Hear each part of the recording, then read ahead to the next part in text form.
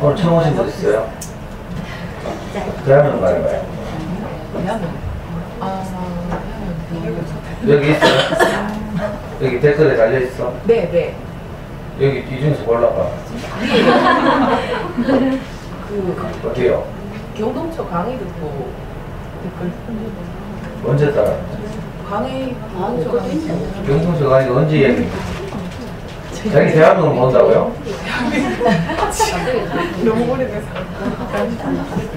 대화면을 아무 생각 없이 만든다 이 말이지. 이메일 주소는 똑같은데. 아니 자기 대화 007이야. 뭐라고? 요르트 007. 그런 대화면 처음 보는데. 네, 있습니다. 댓글 달았어요? 네, 다른 데 간 거 아닐까? 그 부모교육 연구. 내가 천재거든. 나 꼭 말거든. 네. 아 그게 있네요.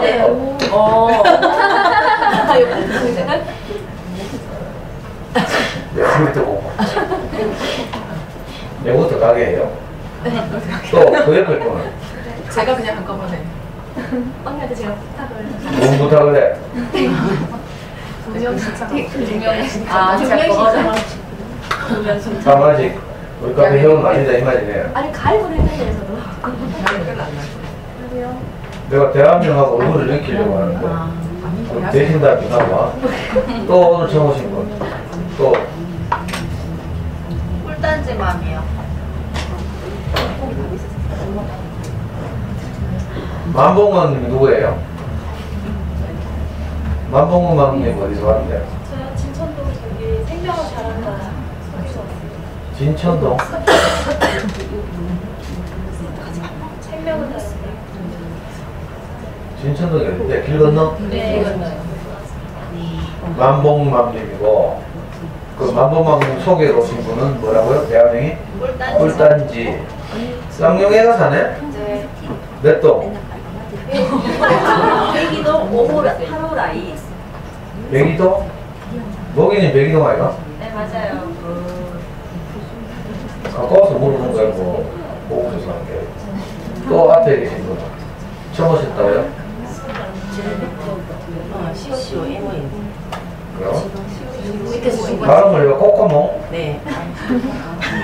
이은정 소개를 하게 됐습니다. 이은정이 누군데요? 강의 지금 세 번째 듣고 있는데 좋아서 어디서 왔어요 이은정님은? 육아초에서 듣고 왔습니다. 어디? 육아초요. 멀리서 왔네? 네. 강의 듣고 그 다음 주에 바로 신청해서 지금 오늘 세 번째인데 올 때마다 지금 제가 한 명씩 너무 좋아서 나누고 싶어서 드리고 왔습니다. 상큼이님은? 저 달아야 되는 줄 알고 또 달았어요. 두 번째. 두 번째라고? 네. 도초 1학년? 아니 저 테크노폴리스 사면서 발이 넓다.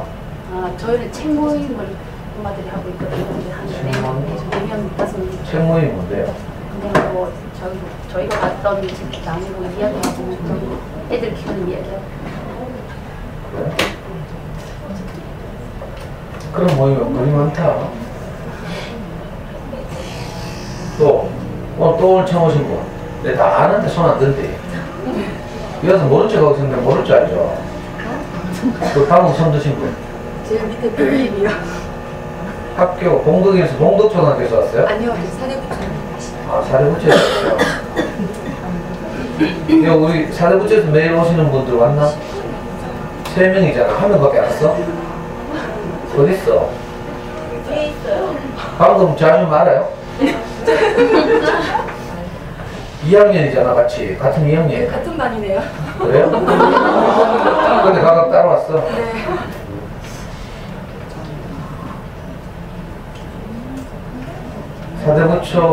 사대부처인데 작년에 가고 올해. 그러면 지금 계속 몇 번 오시는 분들은 작년 강의 듣고 올해 생각나서 오신 거죠? 네. 원래 사대부처 분위기 좋더라.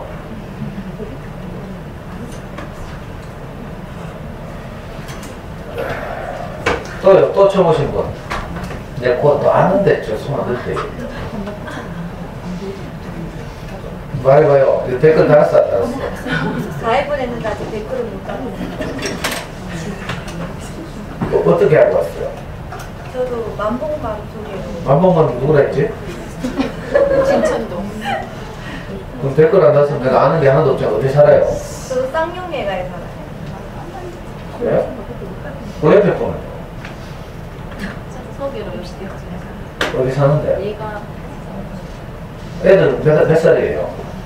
6살, 5살. 그 옆에서 4살. 4살?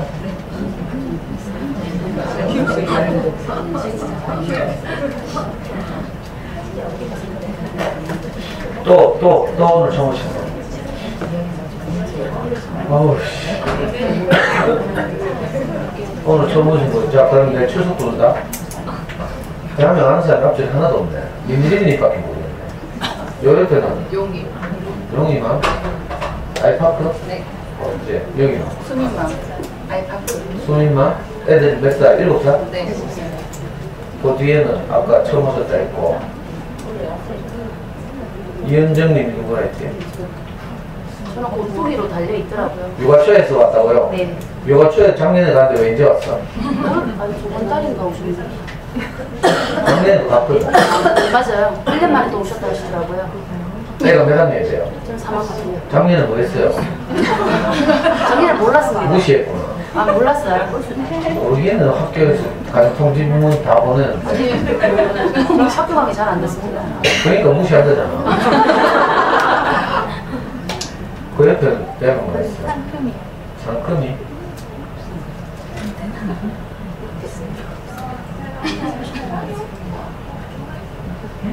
애기 1학년 또 원초 1학년 또 원초? 김기경 선생님이라고 알아? 아니요. 몰라? 원초 선생님 5학년 담임인가? 있어. 우리 카페 회원이야.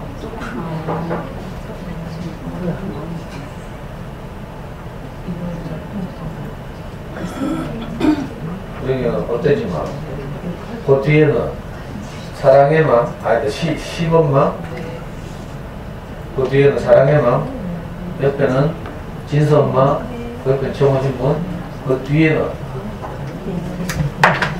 뒤에 아까 처음 오셨다 했어요. 저요. 네. 네. 중단지 맘이요.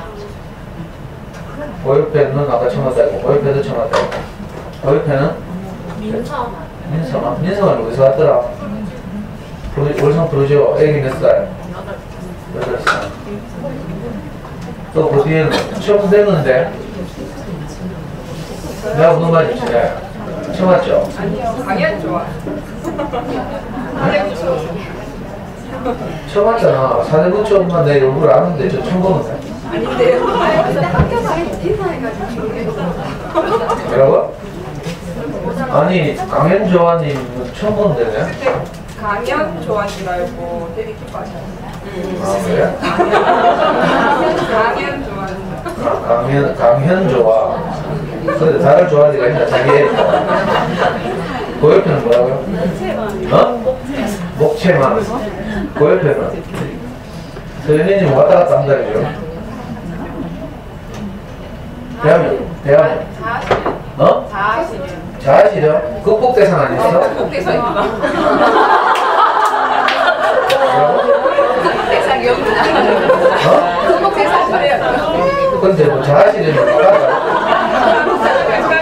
어? 다른 데랑 헷갈렸다고? 여기서만 부정적이겠죠? 극복대상하고 자아실현 그 옆에는요? 개인달에 누구더라? 누구 따라왔지? 신의 경만 따라왔다는 그리고 그 뒤에는 플라우스요? 플라우스 어디서 왔다고? 여기 몇 살이라고? 새벽이요. 아니 큰애는 중심으로 어? 중2요? 중이가 제일 커? 네. 그럼 월성 프로젝트에서는 누구 때문에 들었대요? 셋이요. 아니 아기 누구 때문에? 초사요. 그 옆에는 서영맘이요. 그 옆에는 언제까지? 또 그 옆에는 아이씨 반복맘님, 그 옆에 누구지? 딸샘맘님, 또 그 옆에는? 또 이제 길 건너와서 이쪽에 신발장 앞에는 누구한테지? 세 달만요. 세 달만이에요? 네. 어떻게 알고 왔어요? 세이시요.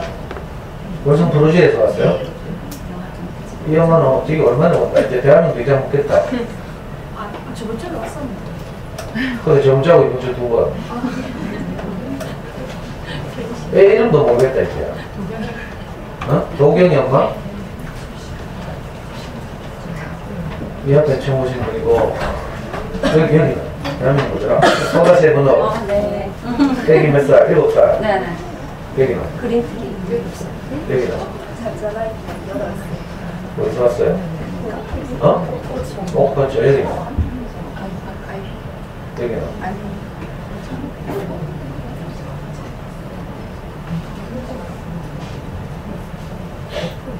블랙스 언니 왔어요? 뭐라고? 언제 왔어요? 매주 댓글 다는 게 아니고 한 번만 다면 되는데 대화면과 얼굴을 내가 연결하려고요. 실명은 너무 프라이버시 때문에 못 먹고. 행복한 낙인이 왔어요? 알았지? 준수맘이 왔어요? 알았겠지? 김선미님은? 그렇죠. 언제 왔어요? 꽃고추 또 먹어봤는데 아까? 아는 사이에요?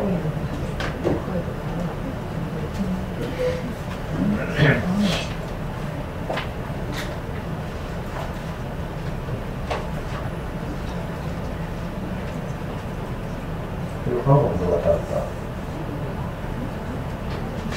영동초 4학년 2학년 엄마 권경입니다.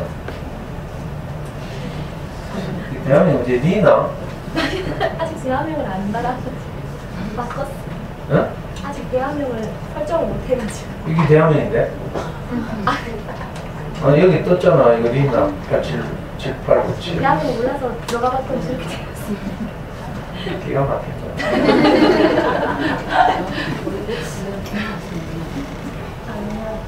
병동 몇 학년이야 여기가? 4학년, 2학년. 야, 저 SL이 몇 학년이고? 목님 어디 갔어? 딴 데 갔나? 인셀이요? 어. 인셀이가 니 뭐하노 지금 내 이야기하는 거? 주인이가 6학년인가? 아니 내가 이야기했는데 뭐하냐고. 게임하지 또.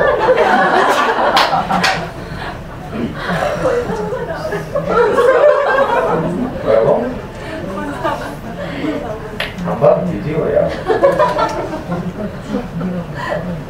그것도 여기 앉아 있는 게 신기하대.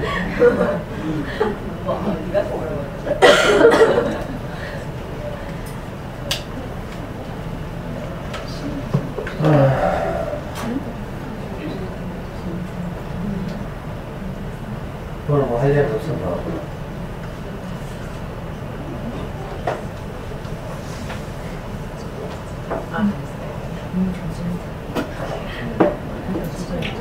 오늘 힐슨마들 안 빈다? 그렇죠? 찾지 마세요. 뭐라고? 말해주지 마. 성준이 엄마 왔어? 네. 내 성준이하고 싸워가지고 내 다시 같이 게임하네.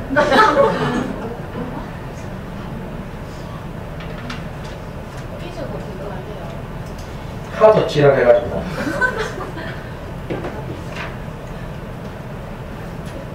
지가 먼저 죽어서 내보고 막 살리러 빨리 1층으로 내려오라고 막. 1층에 내가 살리러 내려갔더니 저기 있어. 그래가 나도 총 맞아 죽었잖아. 지가 죽었으면 1층에 저기 있다고 캐야지. 그런 건 내만 걸한다 빨리 안 내려갔다. 무서워가지고 그러지.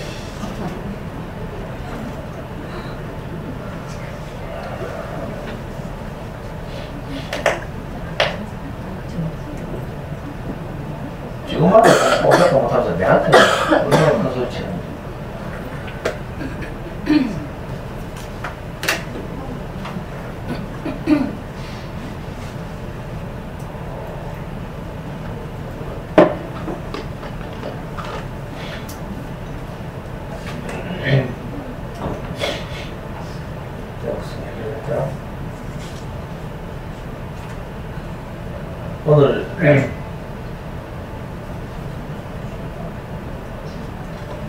오늘 제가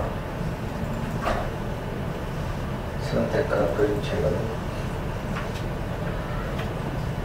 문학동네에서 나온, 이거 몇 년 전에 한번 했는데요, 어른을 위한 그림책, 안도현의 연호. 설마 안도현은 다 알겠지? 안도현의 대표시 아는 사람? 안도현이 시인인 건 아는가?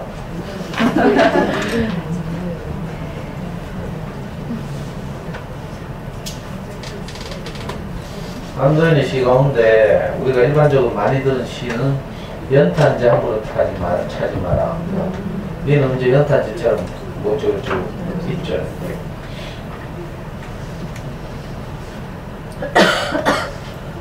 시인들이 감수성이 뛰어나서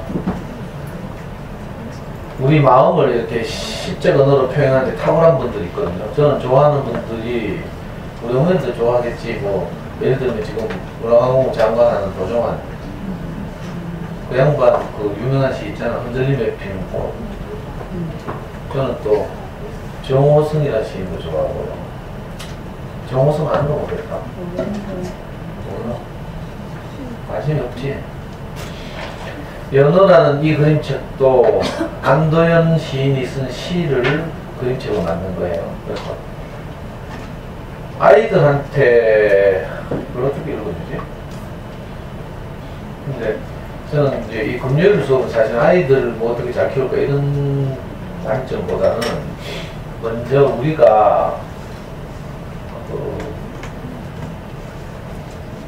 어떻게 살아야 할지 한번 생각해보고 위로를 받고 우리 엄마들부터 먼저 용기가 생겨야 하잖아요. 왜 그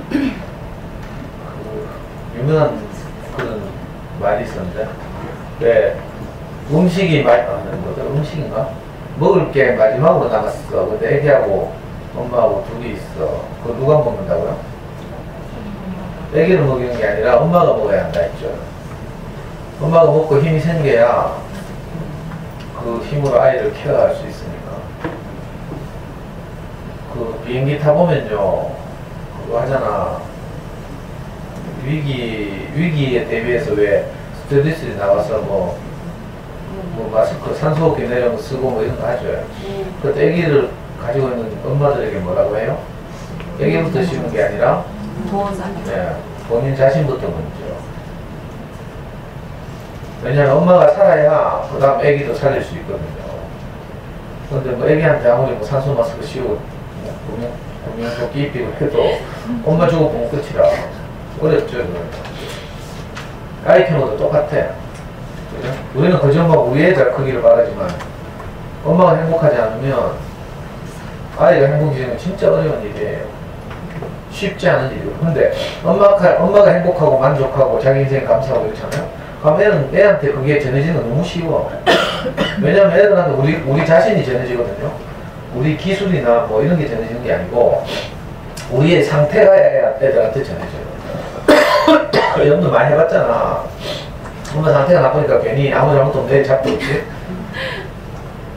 명절 때 시댁 갔다 온다든지 뭐 이러면 엄마들 다 상태가 나빠져서 저절로 막 애한테 그들 전가되거든요.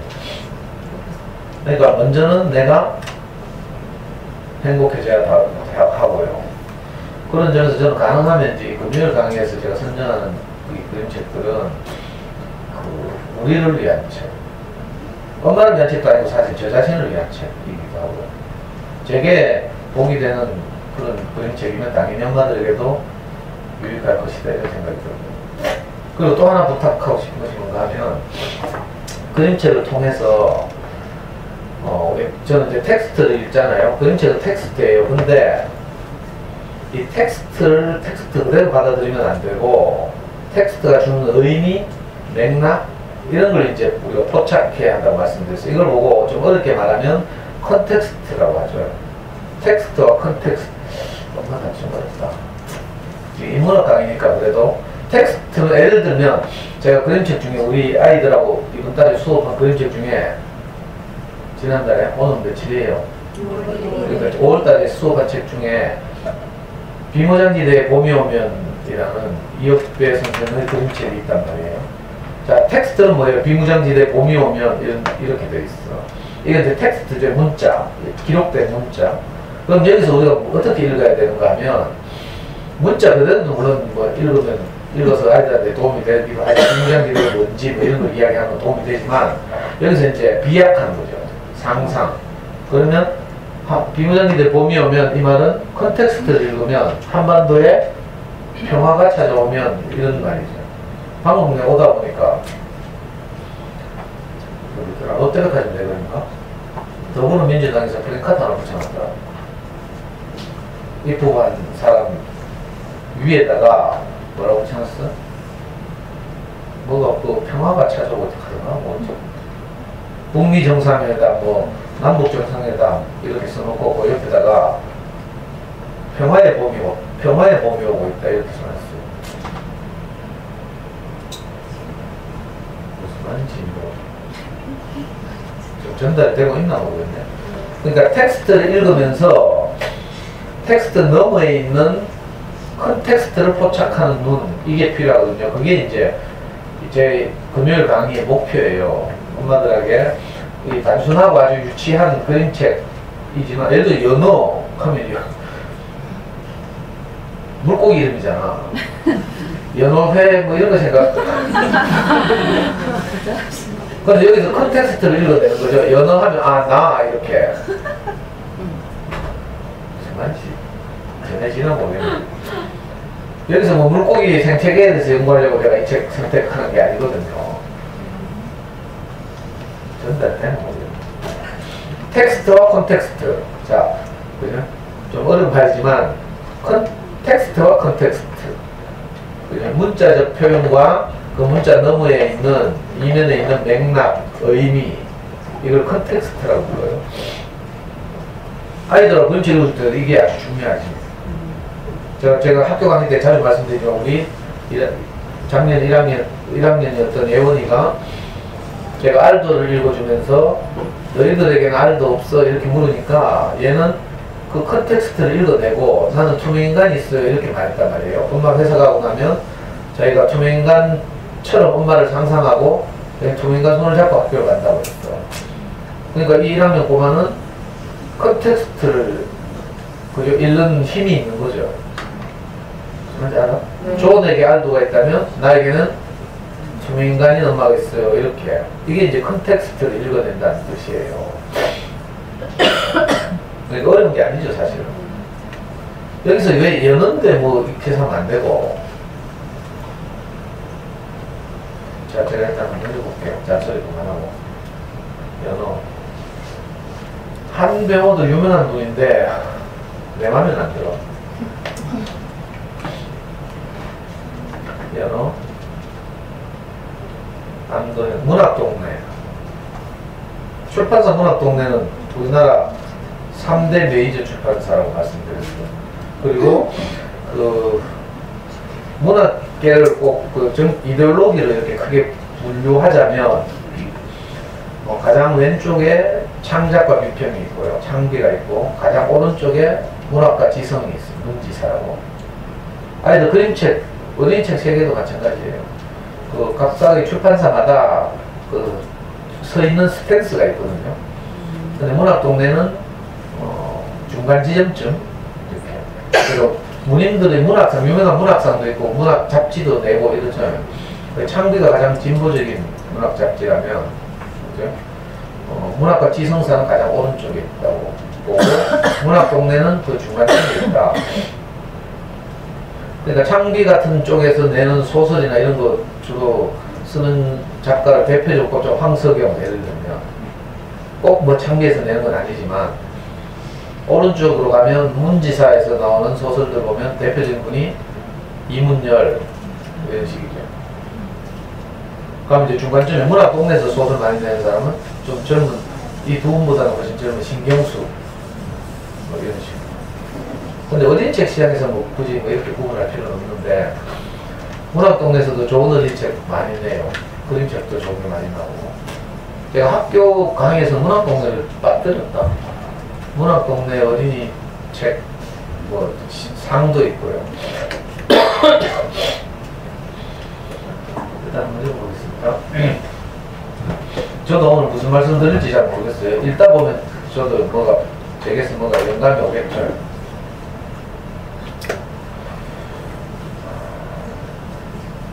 아침 사냥을 나선 물소리 날개 끝에 차가운 바람이 감깁니다.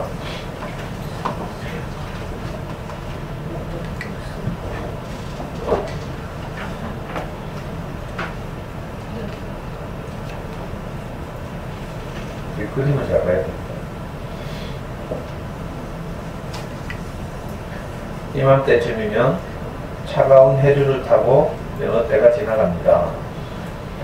푸른 연어무리 가운데 유난히 은빛으로 빛나는 연어 한 마리가 눈에 띕니다.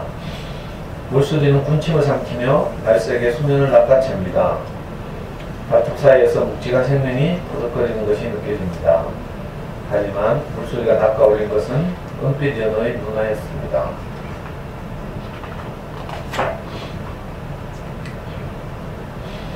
은빛 연어는 살아남은 것이 조금도 기쁘지 않았습니다. 눈화는 은빛 연어의 거울이었습니다. 은빛 연어의 등이 눈부신 은빛 비늘로 덮여있다는 것을 알려주었고 친구들에게 별종이라고 놀림을 받을 때마다 힘이 되어준 눈화입니다. 날카로운 바위에 긁힌 듯 가슴이 쓰려왔습니다.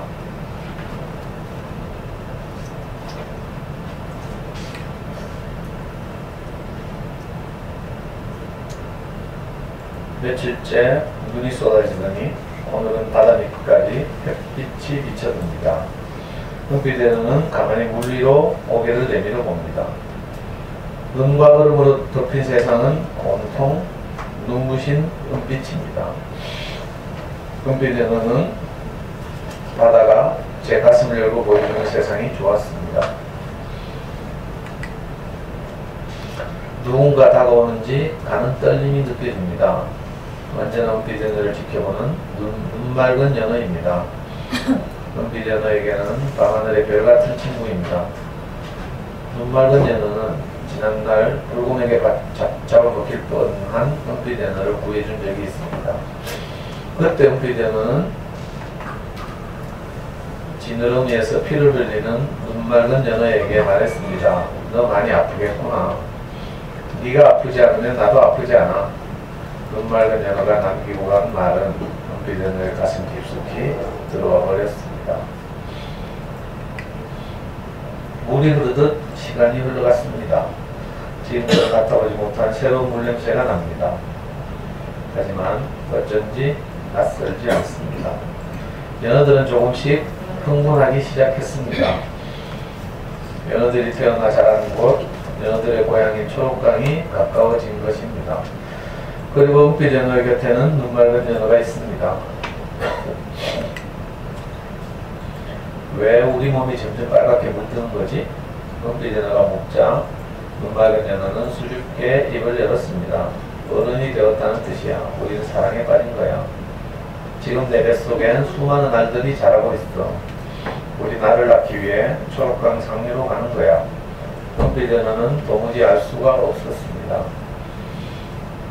행복하던 기분이 사라지고 머릿속은 물음표로 가득 찹니다. 우리 모두가 죽음의 고비를 숱하게 넘기면서 이 먼 길을 왔어. 그런데 그 이유가 오직 알을 낳기 위해서라고? 은빛 연어는 머리를 흔들었습니다.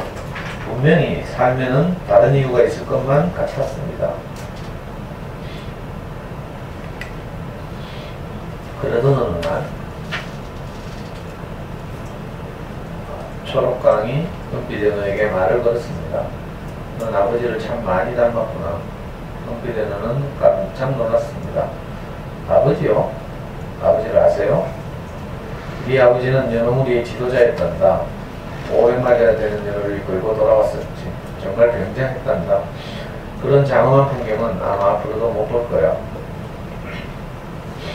아버지는 어떤 연어였어요? 네 아버지는 쉬운 길을 가지 않는 연어였어.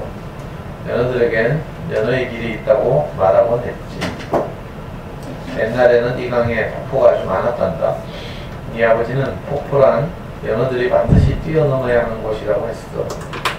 인간이 만들어놓은 물길로 편하게 오르려는 연어들에게는 도저히 뛰어넘을 수 없는 두려운 장벽일 뿐이었지만 은빛 연어는 그동안 부끄럽게 여겼던 은빛 비늘이 자랑스러웠습니다. 물살이 갑자기 거칠어졌습니다. 은빛 연어는 지느러미를 세우고 바짝 긴장했습니다. 그때 앞서가던 누군가가 소리쳤습니다. 폭포다. 말로만 듣던 폭포가 연어무리를 가로막고 있었습니다. 수많은 물방울들이 흩어졌다 모이고 모였다가 다시 흩어지는 것이 보였습니다.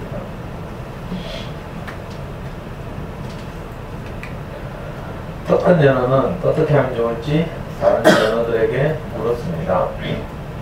과학자 연어는 폭포의 폭과 깊이가 얼마나 되는지에 대해 설명했고, 주둥이 큰 연어는 힘을 합쳐 이 엄청난 시련을 헤쳐나가야 한다는 말만 늘어놓았고, 족집게 연어는 틀림없이 폭포를 뛰어넘을 수 있을 거라는 말뿐이었습니다. 그것으로 끝이었습니다. 얼마나 더 기다려야 하는지, 어떻게 폭포를 뛰어넘어야 하는지는 아무도 몰랐습니다.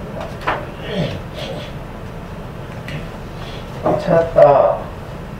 길을 찾았어. 어디선가 침묵을 깨는 기풍의 탄성이 들려왔습니다. 컴컴한 터널 속에 계단이 있어. 충분히 뛰어오를만 하다고. 인간들이 우리를 잡기 위해 만들어 놓은 덫이야. 인간이 얼마나 무서운 적인지 몰라? 덫이 아니야. 내가 끝까지 갔다 왔단 말이야. 와, 이렇게 내가 못 가잖아.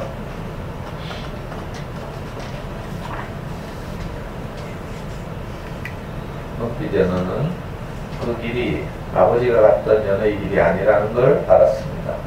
우리가 쉬운 길을 택한다면 우리의 새끼들도 쉬운 길로만 가야 할 테고 곧 그게 익숙해질 거야. 하지만 우리가 폭포를 뛰어넘는다면 그 순간의 기쁨을 우리 새끼들도 알게 되지 않을까? 그게 연어의 길이야. 은빛 연어의 마음은 다른 연어들의 마음으로 잔잔히 전해졌습니다. 마침내 연어들이 폭포를 뛰어오르기 시작했습니다. 첨벙첨벙 수없이 곤두박질 치며 몇 번이고 뛰어올랐습니다.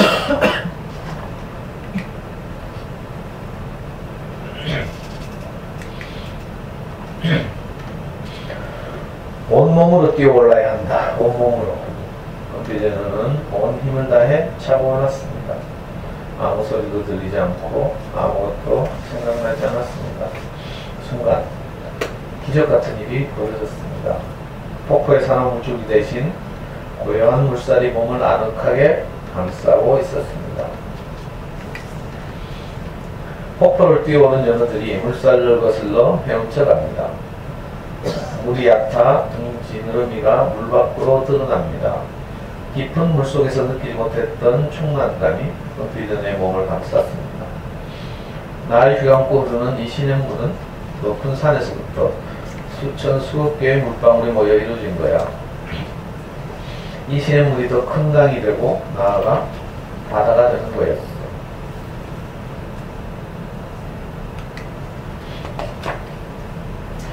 상류의 여울에서는 연어들이 알 낳을 준비를 하느라 활기가 넘칩니다. 삶의 이유를 찾았니? 눈 맑은 연어가 은빛 연어에게 묻습니다.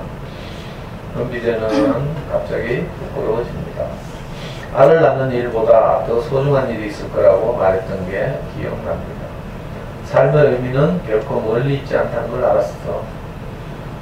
은빛 연어는 비로소 먼 여행을 마친 느낌이었습니다.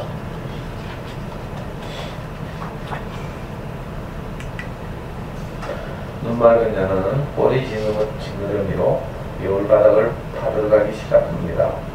날카로운 돌모서리에 지느러미가 찢어진 줄도 모르고 배 지느러미로 주둥이로 땅바닥을 파들어갑니다. 한참이 지나 산란터가 다 만들어지자 눈 맑은 연어는 입을 커다랗게 벌립니다. 그러자 눈 맑은 연어의 배에서 수많은 알들이 쏟아져 나옵니다. 눈부신 앵두빛 알들이 자갈 사이로 가라앉고 은빛 연어는 눈을 질끈 감습니다.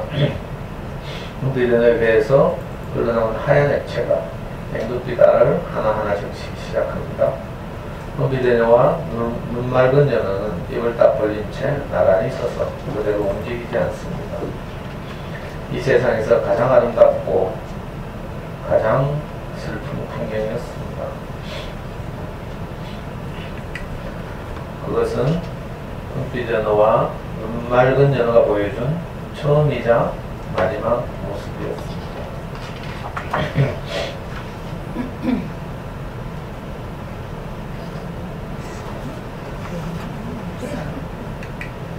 초록강에 겨울이 왔습니다. 두꺼운 얼음장이 강을 덮고 있습니다. 그 밑에서 어린 연어들은 바다로 떠날 날을 기다리며 조금씩 자라고 있습니다. 갑자기 좋은 일이 많네요. 이게 무슨 말인지 지금 이게 이렇게 됐다는 거잖아. 맞죠? 알고 있나 지금? 네. 걱정돼 죽겠네. 엄마들 너무 무시하면 안 되지. 어린 연어를 닮은 어린이들에게 강원도 양양 남대천에서 30년 가까이 연어를 잡아온 한 노인의 말이 생각납니다.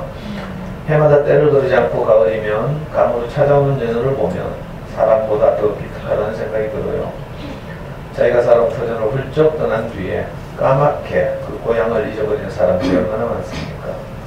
수백 마리의 연어가 어머니 강으로 돌아오는 실로 장엄한 광경을 지켜보다가 나는 고개를 끄덕이지 않을 수가 없었지요. 그렇습니다. 연어는 아주 신통한 물고기입니다. 자기가 태어난 강에서 16,000km나 되는 먼 바다로 여행을 떠났다가 3, 4년이 지난 뒤에 다시 강으로 돌아옵니다. 돌아와서는 알을 낳자마자 그 자리에서 바로 생을 마감하지요. 기나긴 여행 끝에 자기가 태어난 강으로 연어가 돌아오는 이유는 알을 낳아 종족을 번식시키기 위해서입니다. 이러한 연어의 생태는 사뭇 감동적입니다. 그래서 나는 연어의 삶과 죽음에 대한 이야기를 써야겠다고 마음먹었습니다. 연어를 관찰하기 위해 강물 속으로 들어가도 좋지만 강을 거슬러 오르는 힘찬 연어를 거울처럼 비춰주는 이 그림책을 보아도 좋습니다. 이 책을 읽으며 여러분도 연어와 같이 폭포를 뛰어넘고 새로운 길을 찾아냈으면 좋겠습니다. 안도현.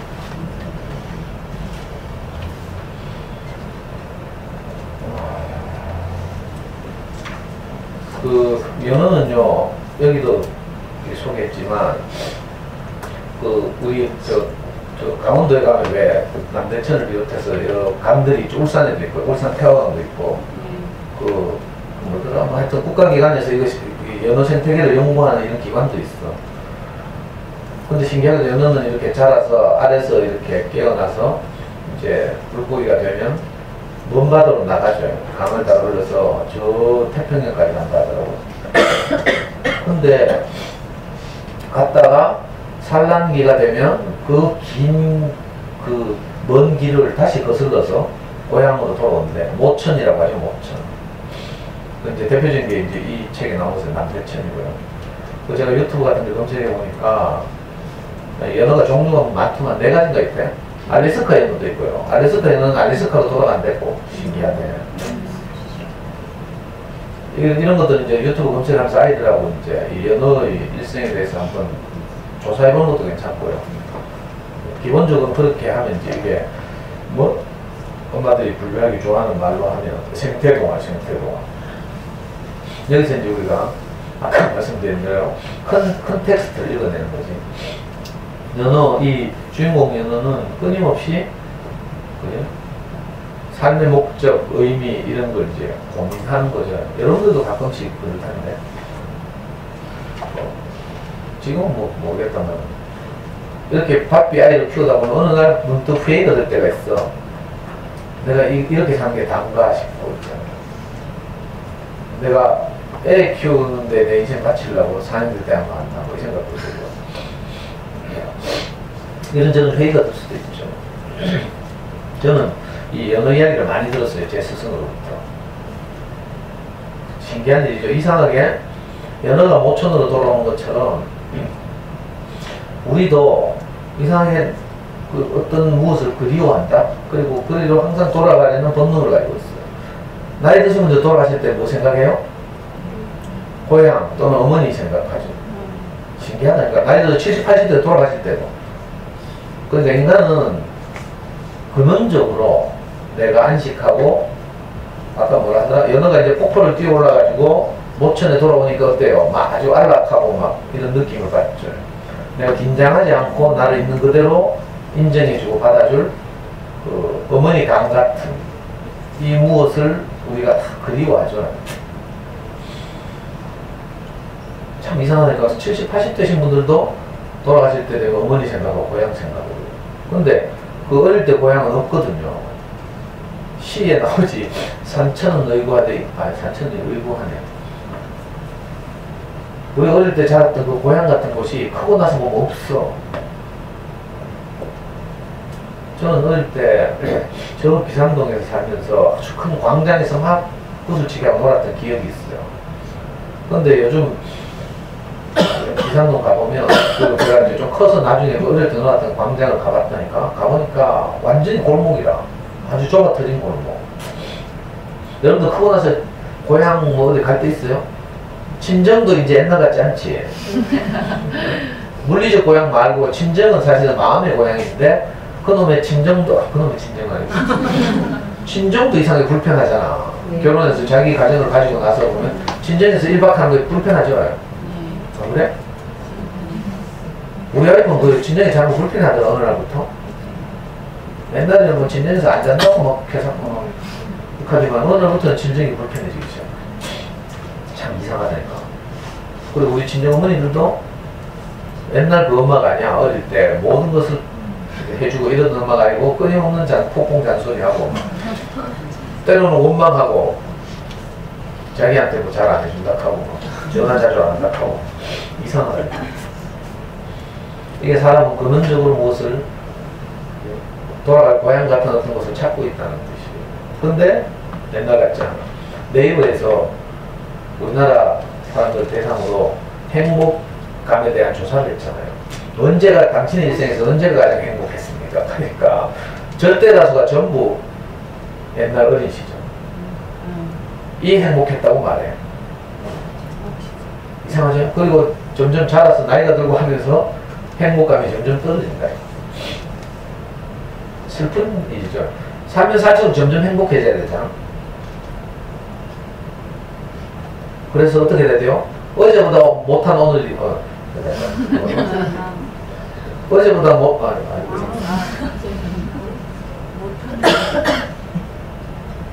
뭐라고 표현하지? 모기야 뭐라 카노 있대. 갑자기 생각이 안 나. 어? 어제보다 못한 오늘이 없었습니다. 이렇게 내가 말할 수 있어야 된다. 저는 이렇게 말할 수 있어요. 난 항상 어제보다 못한 오늘이 없었어. 항상 새롭고. 그죠? 난 성공했다니까. 그러니까. 어떻게 이렇게 되는지 몰라. 근원적으로 우리는 원래로 하면 어제보다 못한 오늘이 없는 나날을 살아야 돼. 근데 의미가 없으니까 삶의 목적, 삶의 의미가 없죠. 그러니까 이 연어처럼 연어가 한번 생각해봐. 겨우 시간빨리 고생해가지고 막 폭포를 뛰어넘고 올라가 모천까지 갔어. 근데 알 낳는 게 다 이렇게 하면 너무 공허하잖아요. 그래서 이 연어의 일생을 통해서 우리가 컨텍스트를 읽을 수 있어야 하죠. 여러분들 인생도 아이를 낳고 키우고 죽고 이게 나라면 너무 허망하잖아요. 안 그래요? 근데 이 카드 곧 죽는다니까? 지금 뭐 이제 애 초등학생에서 봐봐서 모르겠지? 좀 커봐. 아유씨, 나는 진짜 뭐 벌써 내가 1987이 엊그제 갔다니까? 내 대구 시내 휘젓고 다니면서 맨날 핸드마이크도 시위하고 막 영화 봤어? 1987? 그때 엊그제 같아. 난 맨날 돌 던지고 활동 던지고 있잖아요.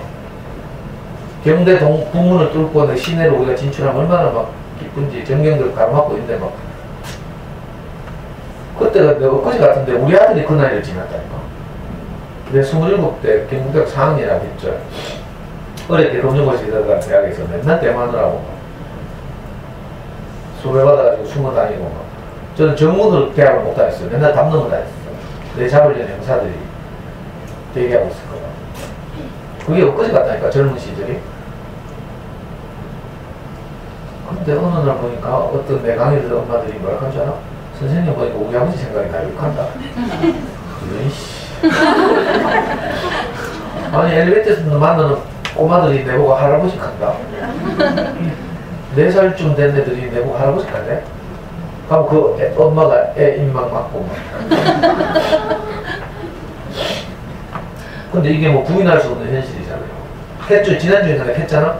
그래서 영국의 유명 극작가 조지 버나드 쇼는 자기 묘비명에 우물쭈물 하다가 내 이럴 줄 알았다. 그렇게 썼어. 이상하다. 우리는 삶의 의미, 목적도 제대로 모른 채 우물쭈물 살다가 죽는다니까. 그럼 비극이죠, 비극. 이걸 이제 풍자한 것이 저는 이제 아는 게 성경밖에 없으니까 성경에 보면요. 창세기, 성경이 제가 보면 창세기죠. 창세기 5장에 보면 뭐가 나온 줄 알아요? 누가 누구를 낳고 몇 살을 살고 죽었다. 누가 누구를 낳고 몇 살을 살고 죽었다. 이 말은 계속 반복되고 있어. 창세기 5장은. 그것도요.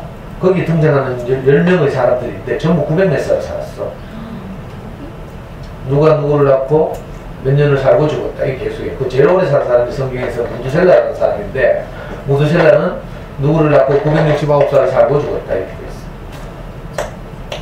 거기 나오는 아담과 그 후손들의 족보인데 거기 보면 10대가 나오는데 10대가 다 900 몇 살을 살고 자식 낳고 죽었다. 이게 기록돼 있어. 이게 무슨 말인지 알아요? 삶이 이것뿐이면, 인생이 이것뿐이면 허망하다 이 말이죠. 아무것도 없다. 자식 낳고 죽었다. 몇 살 살고 죽었다. 우리 인생을 요약하면 이렇다니까. 그럼 너무 허망하잖아요. 이게 무슨 뜻인가 하면 자식을 낳고 몇 살을 살고 죽는 것은 아무리 해도 만족이 없다 이런 뜻이에요. 왜 전부 900 몇 살 살고 죽었다고 그랬죠? 이스라엘에서 유태인들의 세계에서는 만족한 살 숫자가 1000이에요. 1000. 무슨 말인지 알아? 우리는 만이죠. 만날 이까지 우리 맨날 적한다 이까잖아. 만날 만이 우리에게는 만족한 숫자인데 유태인들에게는 1000이에요. 그래서 유명한 시도 있어. 다윗이라는 이스라엘 가장 강력했던 왕이 있잖아요. 이 왕이 시를 썼는데 시편이라고 생각합니다. 내가 궁전에서 1000날을 사는 것보다 여호와의 전에서 문지기로 살아도 단 하루를 살아도 그것이 훨씬 행복하겠습니다. 세상에서 1000날 하는 말은 내가 세상에서 충분히 살아도 만족이 없고 내가 자기가 좋아하는 그 자기들의 신이 있는 여호와의 전에서 하루를 사는 것이 훨씬 복되겠습니다. 이렇게 고백하는 시가 있거든요. 1000이라는 숫자 그런 의미로 쓰인다. 그러니까 10대에 걸쳐서 900 몇 살을 살고 죽었대. 무슨 뜻이에요? 아쉽다는 뜻이에요. 아무리 우리 산술적으로 길게 산 것 같지만 900 몇 살 살고 죽었다는 말은 아쉽다. 이걸 역설적으로 표현하는 말. 숫자는 이스라엘 성경에서 숫자는 전부 이런 의미를 가지고 있어요. 우리도 뭐 몇 살을 살고 죽든지 항상 아쉽지. 아 그래요? 지난날을 생각하면 항상 아쉽잖아. 이상하다니까 뭐 속았어 그래 속았어. 내가 내 인생을 다 사고 나서 나는 연 없이 살았습니다. 이렇게 고백하면 성공한 인생이라. 우리 어머니 돌아가시기 전에 그렇게 고백했다고 했죠. 내 인생에 여한이 없습니다. 우리 엄마가 이렇게 말해 주었다. 내 동생도 그랬고. 신기하죠. 이게 이제 성공하는 삶이라. 그 어떻게 하면 내가 허망하지 않게 내 인생을 살 것인가 이 문제죠. 그러니까 잘 생각해야 돼. 우리가 아이를 낳고 최선을 다해서 키우는 것은 당연히 할 일이죠. 심지어는 어떤 분은 하나님이 모든 곳에 계실 수 없어서 어머니를 자기 대신 주셨다 이런 말도 있어요. 그걸 보고 뭐라고 모신이라고 하죠.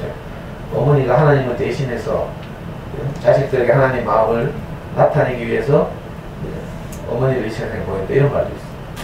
그래서 사실 이거 어머니만 그런 게 아니고 인생이 그렇죠. 연어가 많은 어려움이 있지만 결국 고향으로 모천으로 돌아오잖아요. 그 죽음을 무릅쓰고 막 폭포를 뛰어넘고 이래야 돼. 원래 우리가 근원으로 돌아가야 돼. 우리는 속아가지고 자꾸 뭘 성취해야 행복하다고 알고 있어요. 근데 그놈의 성취를 위해서 이렇게 나아가면요. 해도 만족이 없다니까. 우리 집 냉장고 이야기 했나 내가? 이제 강의 좀 들으신 분들 다 알죠? 냉장고 크기가 아무리 커져도 내 먹을 반찬 없어. 그죠? 요즘 아침에 미치겠다니까? 우리 와이프가 지금 이제 명퇴를 하겠다고 이제 2학기부터 이제 명퇴야.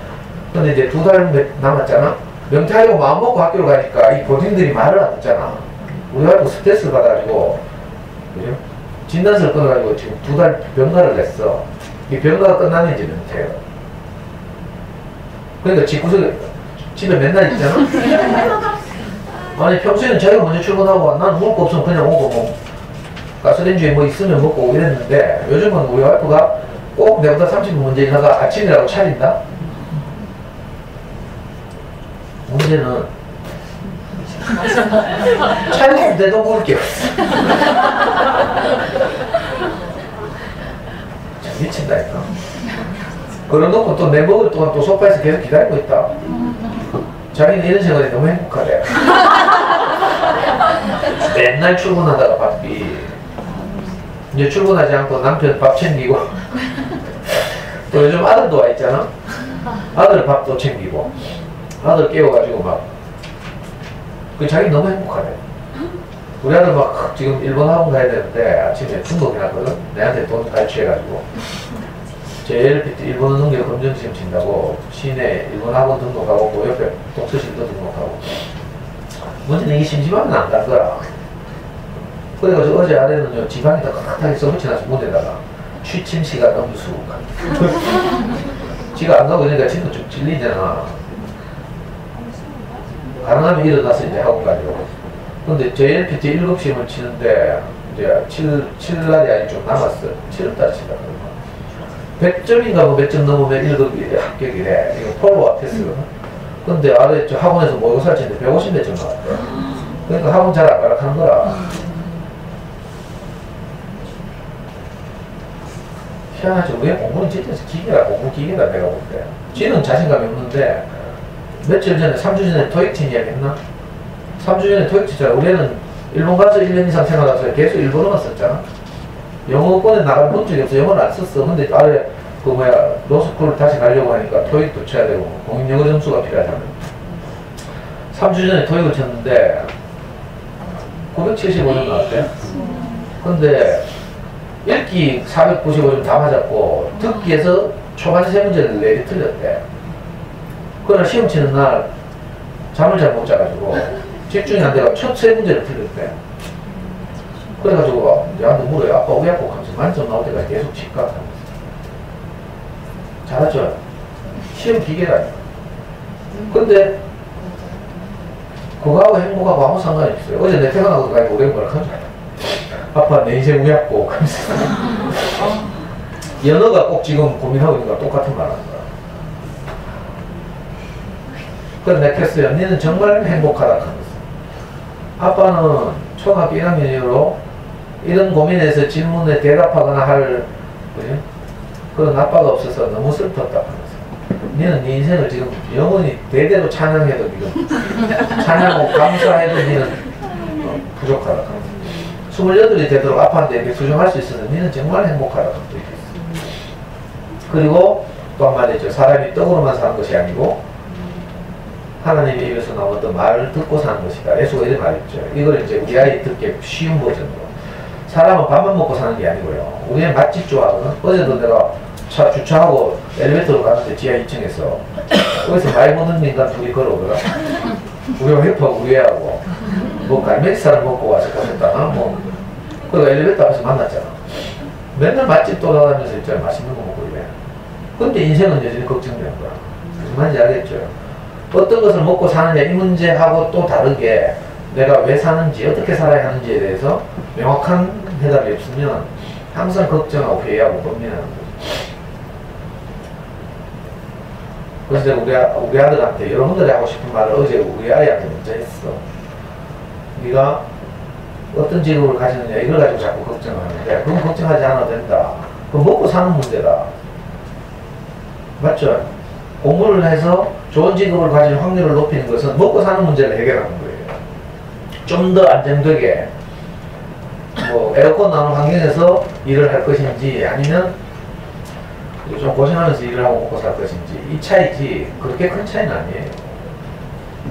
근데 이제 이런 고민을 할 때 이제 그 아이가 하는 고민의 컨텍스트를 우리가 읽어내야 하는 거죠. 그래서 네가 그 수험생들 또는 친구들 사이에서 맨날 이렇게 미래를 걱정하고 이런 이야기만 계속 들으니까 네가 모르게 불안해지는 것이다. 그래서 다른 말을 들어야 한다. 너는 지금으로 충분하다. 이런 말을 계속 들어야 네가 살 수 있다. 이런 말을 했어요. 그렇죠? 이상하게 여러분들 아이 키우다 보면 왜 불안한 줄 알아요? 맨날 이런 말만 듣거든. 공부를 잘해야 한다. 좋은 대학 가야 된다. 취직 잘해야 된다. 뭐 미래가 어떻게 4차 산업혁명 시대가 된다. 그러니까 코딩을 배워야 된다. 이지랄해서 휴지 좀 휴지. 아 참.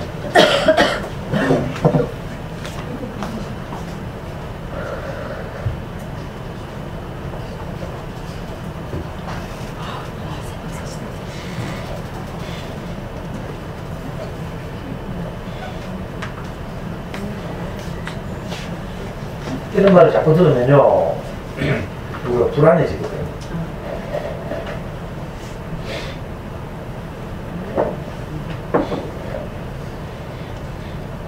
그런데 우리가 언제 스마트폰에 대해서 공부하고 준비한 적 있어요? 스마트폰 시대가 오면 스마트폰 쓰면 되지. 4차 산업혁명 지랄이고 그런 시대가 오면 홈케어 하나 사가지고 쓰면 되잖아. 그럼 너무 걱정하고 막 우리 애는 거기 미리 대비해야 될 텐데 이렇게 사면 인생 피곤하잖아요. 몰라도 돼. 대충 사면 대충.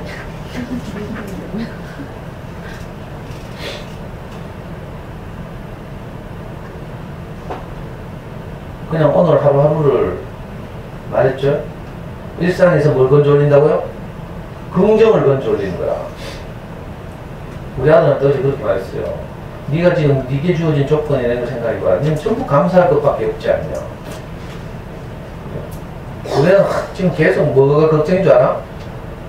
자기는 이제 모교 로스쿨 가고 연세대 로스쿨 가고 싶어요. 서울대 로스쿨은 학점이 너무 나빠. 우리가 학점은요 로스쿨 준비생 중에 제일 나빠.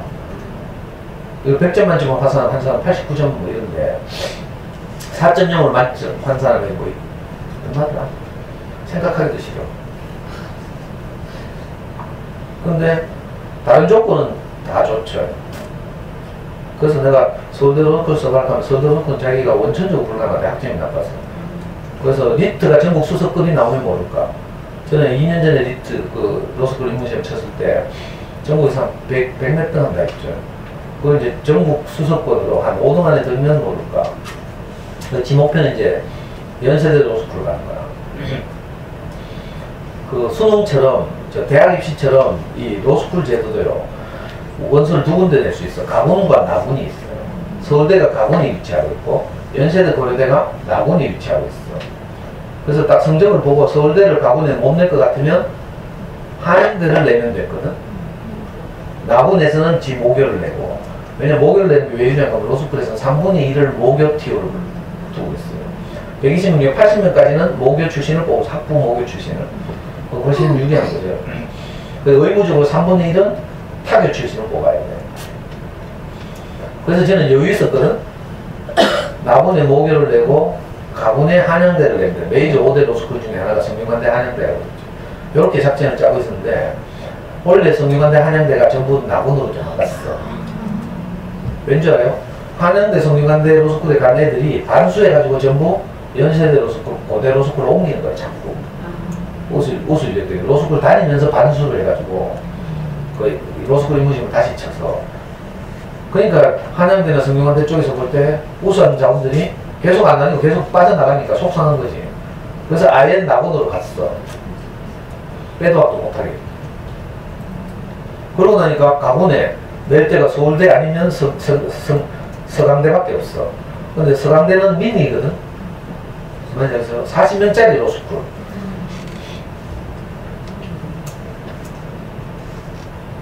그래가지고 우리가 이런 것도 고민되고, 이거 아빠 내 어디 냈고 하면서 가군에 어디 냈고 뭐 맨날 이런 거 물었어. 그걸 왜 지금 걱정하는 거야? 성적 나오면 고민하잖아. 내가 항상 미래를 걱정하는 거야. 앞날을 걱정하는 거야. 그래서 오늘을 못 누려. 우리가 그랬죠? 항상 우리 아이 오늘이 막 걱정이 되고 이러니까. 이 원인을 알 수 없는 불안감이라고 그러거든요. 왜 불안한가 하면 말했죠. 앞이 보이지 않아서. 언제 불안해요? 비유하자면 야간이 불안하죠. 낮보다 밤이 불안해요. 야간 운전을 내가 고속도로 야간 운전을 해보면 항상 불안한 시야가 좁아가지고. 자주 말씀드렸잖아요. 그래서 고속도로에서 야간 운전할 때는 항상 앞차의 후미등을 보고 가는 거라. 앞차가 없으면 어떻게 상향등을 켜야 되죠. 불안해가지고. 자, 우리가 이렇게 하면서 왜 원인을 알 수 없는 불안감이 덮여있는가 하면 우리가 앞을 몰랐어. 이 아이들이 자라서 어떻게 하면 행복해질지에 대해서 우리가 모르죠. 안 보이죠. 앞이 안 보니까 불안한 거라. 우리 어머니 돌아가실 때 두 눈을 실명했거든요. 두 눈을 원인을 알 수 없는 바이러스가 침투해서 두 눈을 실명해서 7개월을 투병하셨는데 엄마가 여기 살았잖아요. 보성 누나. 그죠? 늘 살던 집이었어. 그래서 우리 생각에, 자식들 생각에는 늘 살던 집이니까, 수십 년을 그래서 살던 집이니까 화장실 위치 다 알고 뭐 위치 다 아니까 어머니가 화장실 혼자 갈 수 있을 줄 알았다. 근데 눈을 실명하잖아요. 며칠은 벽을 지키면서 가더라고. 근데 며칠이 지나니까 어떻게 돼요? 그 방향 감각을 상실하는 거야. 그래서 맨날 가다가 자기 장롱에 부딪히고 막 그랬다니까. 그 불안하죠. 얼마나 자꾸 부딪히니까. 그래서 이제 혼자 어디 못 다니게 되는 거야. 우리가 앞이 보이지 않으면 불안해요. 왜 우리가 아이를 키우면서 불안한가? 앞이 보이지 않는 거야. 이 아이가 자라서 어떻게 될지, 어떻게 하면 행복해질지, 내가 행복하지 않으니까 모르잖아요. 미안해요. 감정적으로 행복하지 않다고 말해서. 근데 이거 사실이거든. 집에 가서 혼자 뭐 아무리 생각해도 나는 행복할 거야, 나는 행복하지? 그래, 이 정도면 행복이야. 뭐 아무리 계산도 소용없어. 행복하면 행복한 증거가 있거든. 행복한 사람들은 저절로 매사에 감사하게 돼요. 이래도 감사하고 저래도 감사하고. 근데 어떤 건 감사하고 어떤 건 감사 안 해? 이건 아직 아니야. 우리가 이상하다니까 앞에 보이지 않아서 원인을 알 수 없는 불안감이 사라져. 이게 뭐라고요? 제가 옛날에 비유를 했는데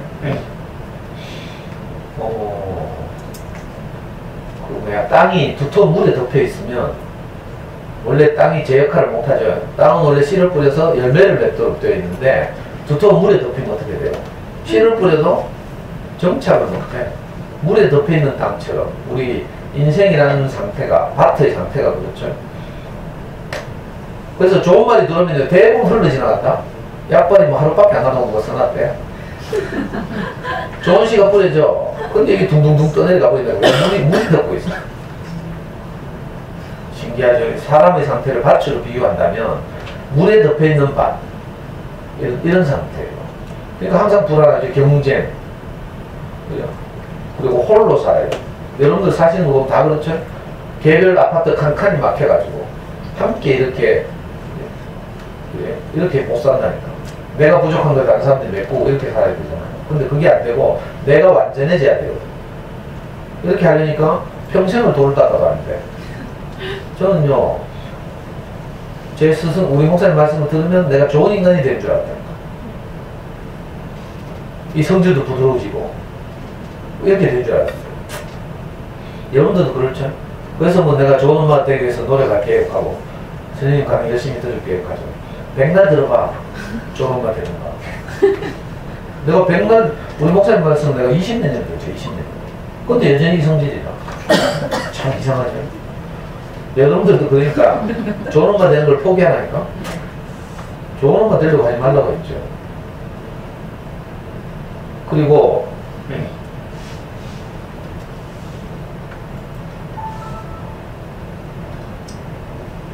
어떤 말을 듣고요, 내게서 어떤 열매가 맺히면 아이들이 내게서 맺힌 그 열매를 먹고 만족하는 거죠. 행복해지고. 그러니까 먼저는 내가 좋은 엄마 되려고 하지 말고, 예?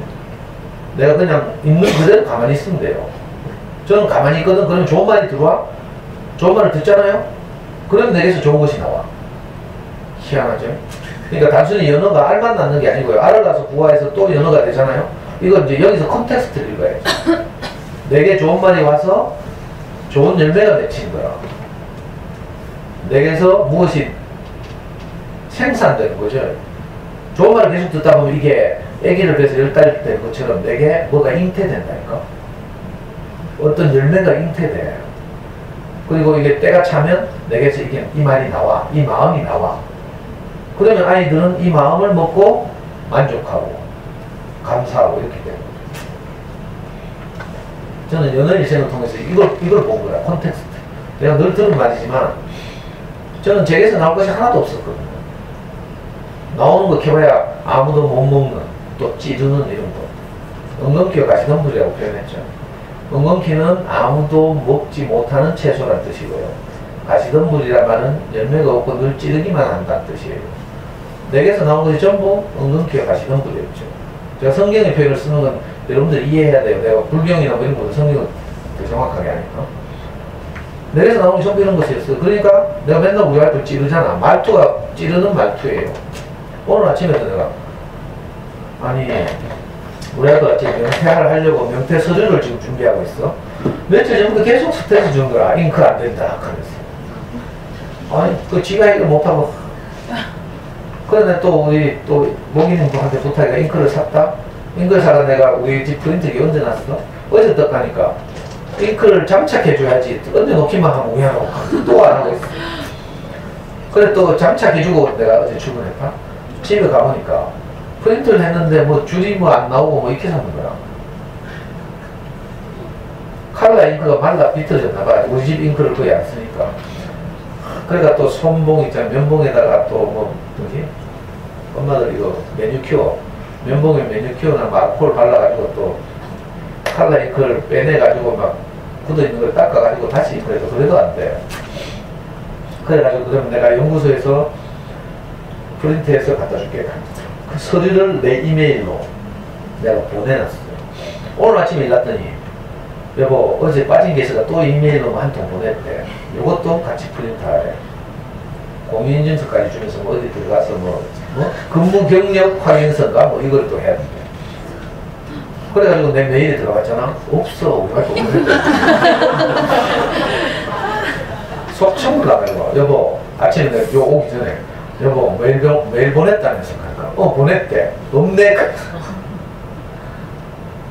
어디 보내줄 알아? 나는 다 메일 쓰거든.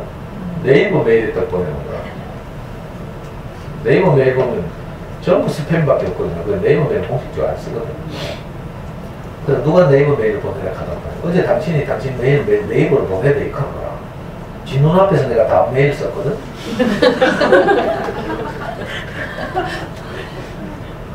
그래가지고 내가 또 신경질 한 마디 냈잖아. 아 시끄럽다 하면서. 그 했더니 뭐 거실로 돌아가면서 뭐라고 또 뭐 신경질다 죽겠네 하면서. 그러니까 제 입에서 나오는 말이 이렇게 좀 까칠하고 막 신경질적이고 오늘도 아침에도 막 커피 한잔 막 신경질 냈죠. 이 성격은 내 20몇 년 좋은 말 들어도 소용이 없어. 이런 거 바꾸려고 하지 말라니까. 여러분들도 보니까 성질 더러운 분들 가끔 보이네요. 딱 생기게 여기 난 성질 더럽다 이게 있어. 이건 할 수 없어. 어떤 분들은 딱 보면 벌써 인상 부드럽게 생겼죠. 모기님 봐 성질 정말 더럽게 생겼잖아. 그걸 바꾸려고 하면 안 돼. 그 종이 있다니까. 이 종류가 있잖아. 종류가. 그걸 뭐 어떻게 뭐 이걸 하려고 하는 게 뭐예요? 저주라 저주. 저주라는 게 다른 게 아니고 불가능한 것을 하려고 노력하는 시도. 이게 저주예요. 아니 이걸 옛날 사람들이 많이 이야기했는데 내가 가장 손쉽게 시지푸스의 저주 이야기했잖아. 그리스 로마 신화에 보면 시지푸스가 제우스한테 까불다가 벌을 받았는데 그 벌이 뭔가 아주 단순한 벌이에요. 바위를 저기 언덕 위로 밀어 올리는 거예요. 그 시지푸스는 그게 쉬운 건 줄 알고 받아들였다 벌로. 근데 바위 위에 돌을 굴러 올리면 어떻게 돼? 언덕 위에 또 돌을 굴러 내려온다? 그럼 또 굴러 올리고 있어. 그럼 시지푸스는 지금도 바위를 굴러 올리고 있어. 이걸 보고 뭐라고 해요? 시지푸스의 저주. 저주의 컨텍스트는 할 수 없는 일을 하려고 시도하는 것, 이게 저주라니까. 무슨 말인지 알겠어요? 내가 성질 좋은 엄마가 되려고 하는 것 자체가 저주라니까. 그냥 애한테 열받으면 화내면 되지. 그걸 뭐 좋은 엄마 내가 참아가지고 화도 안 내고 뭐 그 칼이니까 도 닦는다는 소리나. 자녀 교육은 도 닦는 것이다. 이 칼이 동네 언니들이 하는 말이에요. 그게 아니고요. 내 성질은 성질대로 있고 내가 좋은 씨를 뿌림 받으면 어떻게 돼요? 좋은 열매가 맺힌다니까. 왜? 나는 흙이니까. 이상한 일이에요. 내가 좋은 말을 계속 듣잖아? 내게서 좋은 말이 나와. 근데 니는 안 돼? 개사고 뭐 니는 왜 그래? 개사고 니는 인간 아니야? 개사고 이런 말 들으면 나도 자존감 점점 낮아지죠. 신경질 나고 짜치죠. 그런 것들이 애들한테 폭언이 나가고 뭐 이런 거야. 그러니까 내가 할 일은요, 내가 좋은 엄마가 되는 게 아니라, 그죠? 뭘 낳는 거죠. 연어로 말하면 뭘 낳는 거랑 단지 알만 낳는 게 아니라, 우리가 아이들을 낳은 것처럼 또 내게서 인격적인 어떤 것을 생산하는 거예요. 이걸 유태인들이 아니고, 유태인들은 메시아라고 부르죠. 자기들이 기다리던 어떤 것. 우리도 내 인생에서 어떤 마음이 아이들에게 표현되기를 일생을 바라고 있잖아. 아이를 키우면서 그렇죠? 이게 아닌데 하면서 내 안에서 정말 진심으로 우리 아들을 향해서 소중하다, 너는 소중하다, 너는 부족함이 없다, 이 말을 하고 싶죠. 안 돼서 그렇지. 이게 우리의 소원이라니까. 내 인생을 통해서 아이들을 복되게 하고 자존감 높아지게 하는 어떤 말이 내게서 나와야 되잖아요. 근데 이거는 립서비스가 아니니까 쇼로 할 수 없는 거거든. 립서비스 하는 거 애들이 귀신같이 다 알아요. 그게 아니라 진심으로 엄마의 눈빛이나 태도나 말투나 뉘앙스에서 자기가 존중받고 지지받고 있다는 느낌이 오거든. 우리가 일생을 살면서 이걸 놔야 돼. 아이를 왜? 뭐 간지랬나? 넘어졌어? 어? 의자 부서졌어? 누군데? 유정이 엄마?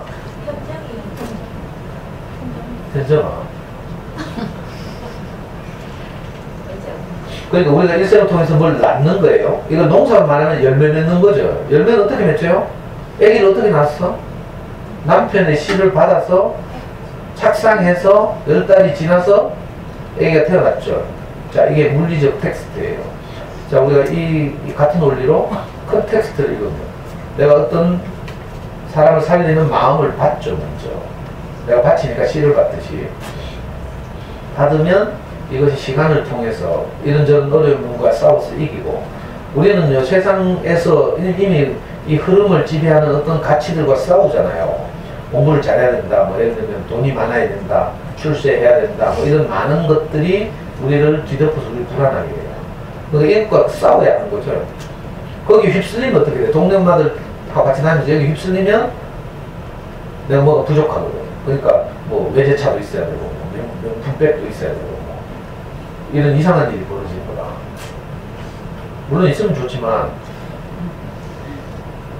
모기님 이야기도 안 할 수가 없네.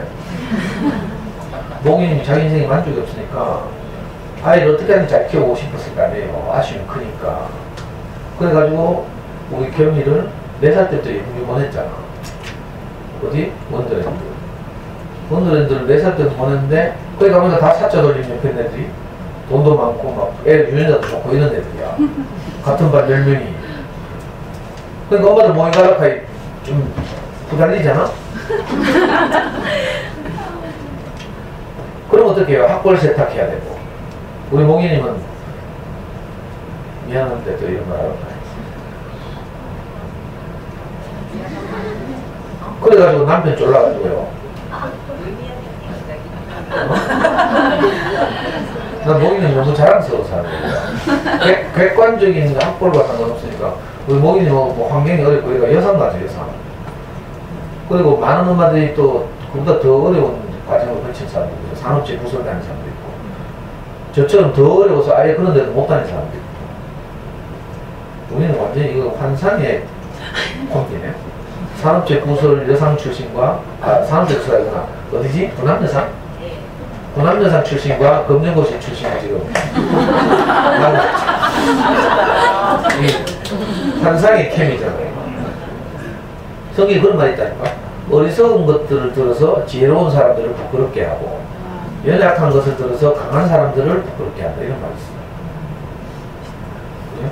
우리가 객관적으로는 무시받을 만한 뭐 과거를 가지고 있다 하더라도 우리 안에 다른 것이 있으면요, 그 전혀 상관이 없다니까. 그러니까 우리가 일생을 통해서 이걸 이제 우리가 그 많은 과정을 통해서 아이들을 이렇게 마침내 이 세상에 나게 한 것처럼, 또 같은 원리로 다른 인격적인 어떤 것을 우리가 잉태해가지고 받아서 이걸 계속 키워서 우리 안에서 어느 날이 되면 내 입에서 이 말이 나온다는 거. 아기를 10달이 되면 산출하는 것처럼 마침내 불가능한 것 같은 일이 벌어진다. 마리아에게서, 처녀 마리아에게서 그리스도라 칭하는 예수가 태어났대. 성당 다니신 분들 이 말 듣고 막 우리의 성모 마리아님 하고 막 하죠. 이게 무슨 말인지 알아요? 이 컨텍스트를 읽으면 시집도 안 갔는데 남자하고 자지도 않았는데 예수를 낳았대. 이게 가능해요, 안 가능해요? 아니, 내가 상식으로 물어보자. 가능해, 안 가능해?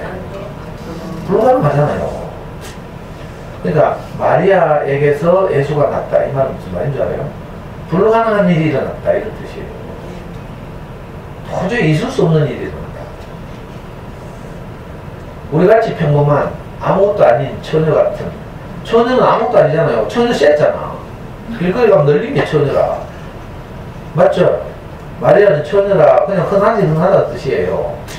근데 거기서 자기 인생을 깊이 만족해하는 그리스도가 나타났다, 태어났다, 이런 말이거든요.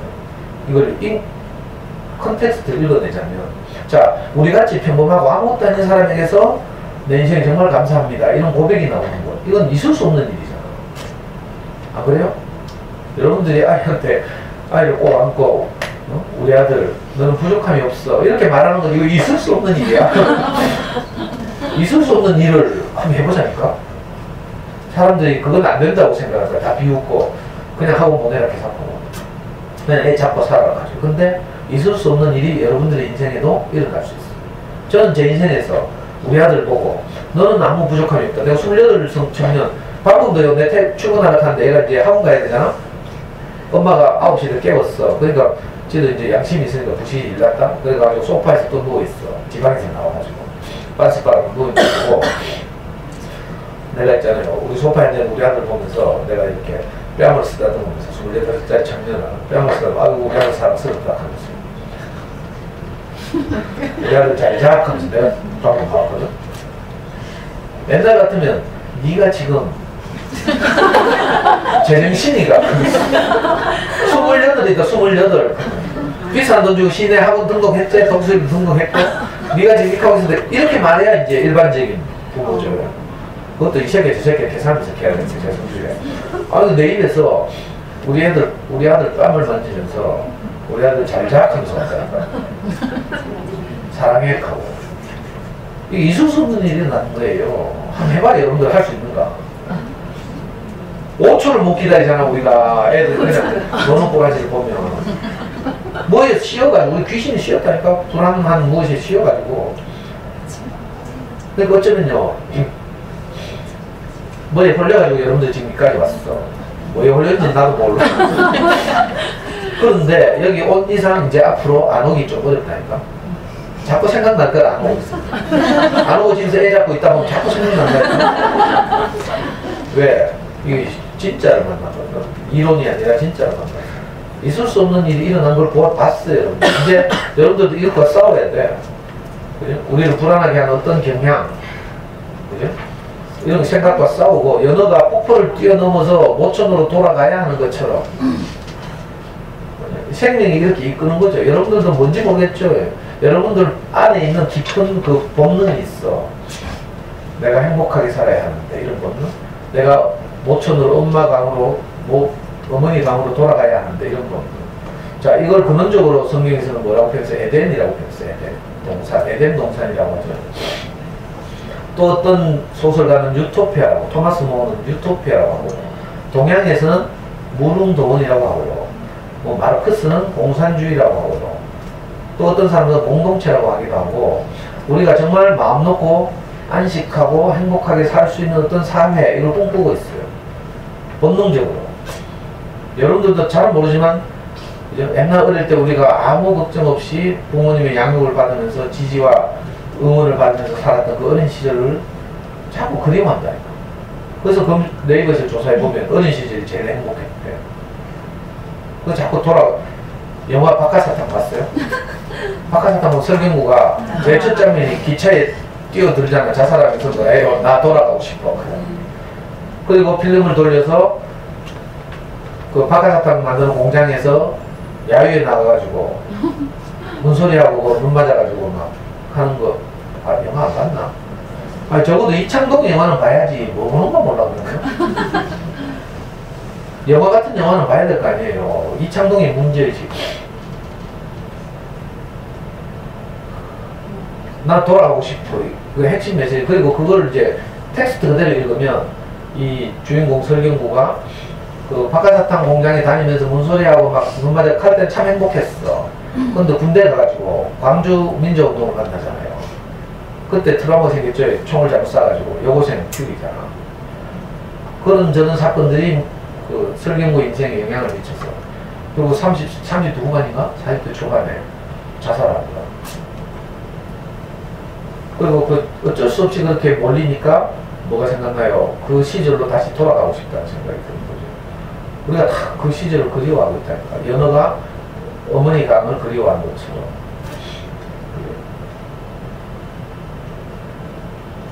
우리 아이들에게도 우리가 먼저 내 인생을 통해서 뭔가를 산출하고 그것을 아이들에게 표현하는 게 산출이에요, 사실은. 자, 물리적으로, 생물학적으로 말하면 우리가 아이를 낳은 것이 산출이죠. 출산이죠, 출산. 그런데 출산이 다가 아니고 이 아이들에게 또 인격적인 무엇을 산출해서 아이들을 먹여야 되는 거죠. 젖만 먹이는 게 아니라. 근데 이건 내 노력이나 뭐 이걸 저절로 되는 건 아니고요. 우리를 불안하게 하는 이 이상한 가치들과 싸워서 우리가 이겨야 하죠. 세상에서 많은 가치들 있잖아. 그래도 그렇지 뭐 돈이 최고다 뭐 이런 말도 있고요. 뭐 많이 있어. 다 편리하고 소중한 것들이지만 그러나 그것들은 다 사람이 만든 거죠. 명예, 돈 이런 거 사람이 다 만든 거예요. 그냥 사회를 이루고 유지하고 살아가려고 하니까 뭐가 필요하죠. 제도가 필요하고 뭐 체계가 필요하고 이래서 다 만든 거죠. 돈도 원래는 물물교환하다가 그죠? 그 교환의 편리를 위해서 만들어낸 게 화폐예요. 근데 이상하게 사람들이 자기들이 만든 것에 오히려 굴복하고 만든 것을 섬기고 산다니까. 이게 거꾸로 돼가지고. 그게 아니라 사람이 가장 소중하죠. 사람이 소중하면 나머지들은요, 그 사람을 돕는다니까. 돈이 어떤 데로 사람을 이끌고 질질 끌고 다니지만 어떤 사람에게는 그죠? 그런 것들이 사람을 도와. 이상한 일이거든요. 저도요, 한때는 막 그런 데 질질 끌려다녔는데 내가 정신 차리고 나서 내가 내 위치를 딱 굳건히 하고 나서 보니까 내 모든 조건의 환경이 저를 도와요. 너무 신기한 일이 많다. 어머니들 보면 내가 너무 감동적인 것들이 많아. 이번 주에도요, 한 엄마가 유튜브로 제 강의를 몇 년 전에 듣고 거제도에 살면서 우리 여름 캠프하면 오고 가끔 하던 엄마가 몇 년 전에 이제 유방암 걸렸다. 그래서 자기가 캠프 와서 하는데 유방암 투명하는 동안 선생님 여기서 대구에 사는 성경부 모임이나 아니면 이 금요일 강의 파일을 듣고 자기가 너무 큰 위로를 받고 견뎠다 그랬어. 근데 안타깝게도 이 엄마가 최근에 재발했어. 그래가지고 서울에 올라가서 이제 투병하고 있는데 아래 새벽에 목임한테 계속 문자가 왔대. 막 목임한테 뭘 부탁하는 거죠. 우리 남편에게 이 사이트를 알려줄 테니까 카페 주소를 알려줄 테니까 우리 남편에게도 좀 도와주세요 하고 우리 아이 뭐 큰 아들과 둘째 딸은 뭐 이런 상태인데 이런 책을 목임님이 좀 사주세요. 돈을 보낼 테니까 목임님 계좌 오른쪽 가르쳐 주세요 하고 그리고 우리 카페에 한 줄 써놨어요. 뭐라고? 오늘 살아있는 것이 기적입니다. 감사합니다. 신기하죠? 그런 상황이 되면 막 절망하고 막 왜 내게 이런 일이 이렇게 원망하고 이런 게 일반적인데 놀라운 일이거든. 있을 수 없는 일이 일어났다니까. 어떤 일이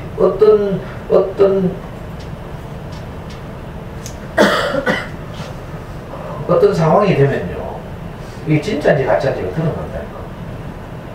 우리가 어떤 말을 듣고 내 인생에 정말 감사하잖아요. 그럼 이런 절망적인 상황에서도 다른 말이 나와. 내 동생도 그랬잖아요. 내 동생 벌써 죽은 지 2년 지났는데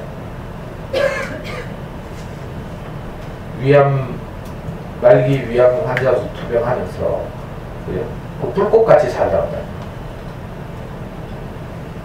신기하죠? 죽음 앞에서 죽음을 이긴다니까. 성경에 뭐 이런 말이 있어요. 일생을 죽음에 매어 종노릇한 자들을 놓아주려고 이런 말이 있어요. 우린 다 나중에 살아보면 알겠지만 마지막에 가면 결국 이 문제라. 죽음이 너무 두렵죠. 처음엔 지금은 막 아직 젊으니까 뭐 죽음 이런 거 의식 못 하겠지만 계속 살아가다 보면 결국 이 문제에 부딪히게 돼요. 사랑하는 가족들을 잃게 되고 또 좀 있으면 내가 그런 문제에 닥치고.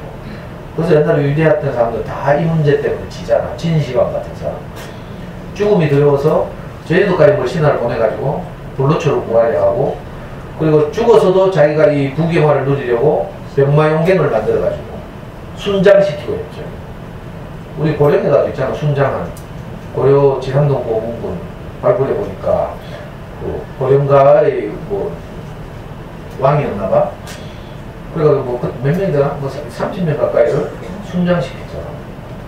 왜 그런지 알아요? 또 이집트에서는 그 파라오나 부자들이 그 자기들을 뭐 어떻게 미라를 만들죠. 다시 살아나요.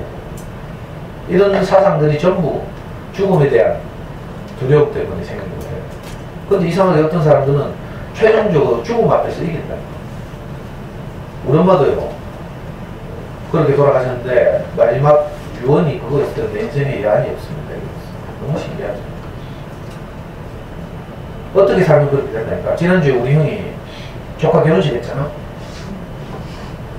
동영상을 카페에 올린다는 게 잊어버렸죠. 결혼식 동영상 중에 보면요.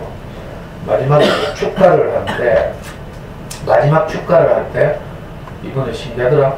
우리 교회 합창단이 이제 축가를 부르는데, 신랑도 축가를 부르고요. 뭐 이제 뭐 그것처럼 플래시몹처럼. 그리고 중간에 우리 형이 나와서 아버지가 사실 우리 형 노래를 못하거든. 그러니까 중간에 간주할 때 그 며느리와 자기 아들에게 이렇게 뭐 이렇게 덕담하는 그런 게 있어요. 여러분들 얼마나 감동적인지 알아? 그 형이 뭐라고 말했는지 알아요? 내 인생을 이렇게 복되게 하신 분께서 너희들에게도 같은 복을 주시기를 내가 기도한다. 이렇게. 너무 신기해. 이거 보통 말이 아니에요. 여러분들 무슨 말인지 알겠어요? 우리 형의 인생을 그렇게 복되게 하신 분께서 자기 자식에게도 우리가 자식이 가장 주고 싶은 게 뭐예요? 가장 소중한 걸 주고 싶잖아. 그죠? 그러니까 우리 형이 자기 인생 그렇게 행복하게 됐으니까 자기를 복되게 하신 분이 자기 아들도 그렇게 하길 원한다. 그 혼주의 그 축복이 너무 감동적이다. 그 목이 막 울고 말이죠. 나도 그렇지만 저도 같은 마음이에요. 저도 우리 아들에게 내가 하고 싶은 말이 뭔지 알아요? 내 가장 큰 축복은 내 인생을 이렇게 인도하신 분께서 우리 아들도 그렇게 인도하시면 좋겠다. 이거죠. 그리고 사실 여러분들에게도 내가 같은 마음이 있어요. 생물학적으로는 우리 아들하고 여러분들은 좀 다르잖아요. 그런데 이상의 마음은 같아. 왜냐면 내가 같은 사람이니까 저를 이렇게 귀하게 여겨주고 이 귀한 시간에서 강의 들어오고 하시는 분들에게 내가 한결같은 마음이 있다니까. 그 절망적이던 내 인생을 이렇게 이끌어서 그 골고루 지키고 있잖아요. 저는 위기가 많았거든요. 어려운 환경에서. 근데 거기서 정말 저를 지키고 건지고 이렇게 복되게 하신 그분이 여러분들에게도 같은 복을 주시기를 바라는 마음이 내게 항상 있어요. 저는 항상 기도하는 거죠. 성경에 항상 기도하라는 말이 있거든. 근데 어떤 사람들은 너는 왜 성경대로 안 하고 밥 먹는데 내 기도 안 한다고 이제는 한다. 그럼 너는 성경대로 하나 하면서 내 딸이 거기 보면요. 쉬지 말고 기도하라 이런 말이 있어요. 그럼 니는 쉬지 않고 기도 하나 하면 이게 뭐예요? 콘텍스트를 읽지 못하고 텍스트만 읽는 거야. 그러니까 말 그대로만 답답하게 빠진 거죠. 항상 어떤 마음을 가지란 말이죠. 기도하라는 거죠. 저는 사실은 항상 그러니까 기도하고 있는 거죠. 저를 만나는 모든 사람들이 저처럼 행복해져서 하는 기도. 여기 있어요. 그러니까 여러분들이 연어가 모천을 찾아가듯이 여러분들이 뭘 듣고 찾아왔어 지금까지. 내가 강신했죠. 여러분들 다 강신이라. 무슨 말을 듣고 내가 이상하게 홀려가지고 뚜벅뚜벅 이 촌스러운 동네까지 수성구에서 막 넘어오고 하잖아. 근데 진짜 복 있는 분들이죠. 그런 분들. 나도 모르지만 뭐가 이끌려서 왔어. 아이를 잘 키우고 싶다는. 표면적으로는 아이를 잘 키우고 싶다. 뭐 그림책에 대해서 좀 더 알고 싶다. 공부 방법을 알고 싶다. 이거죠.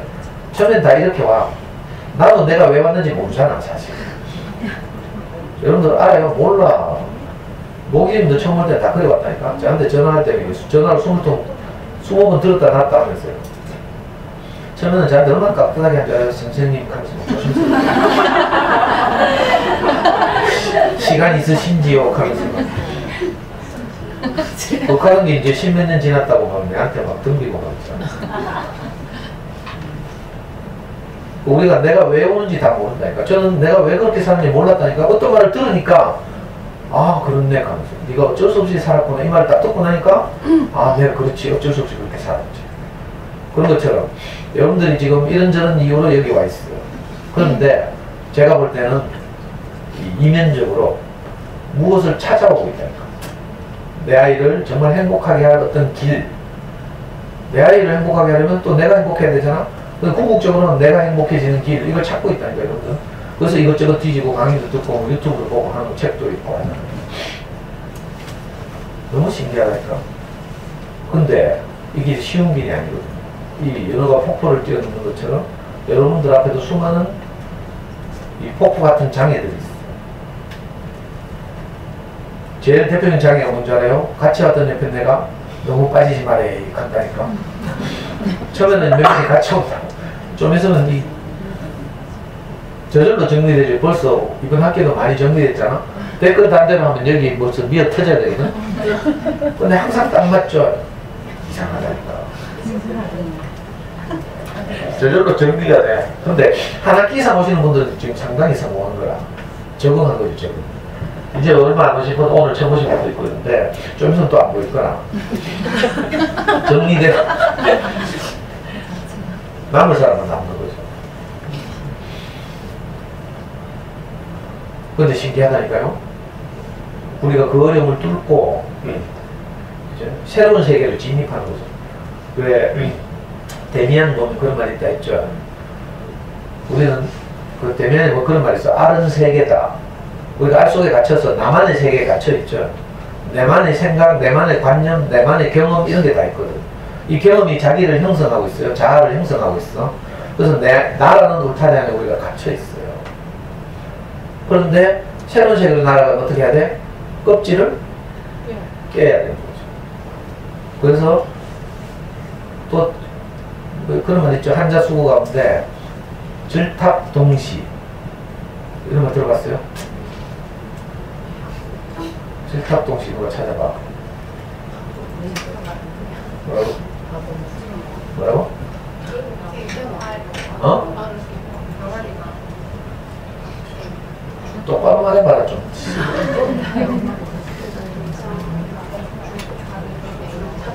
질탑동시. 인문학 강의다 좀 어려운 거 좀 하고.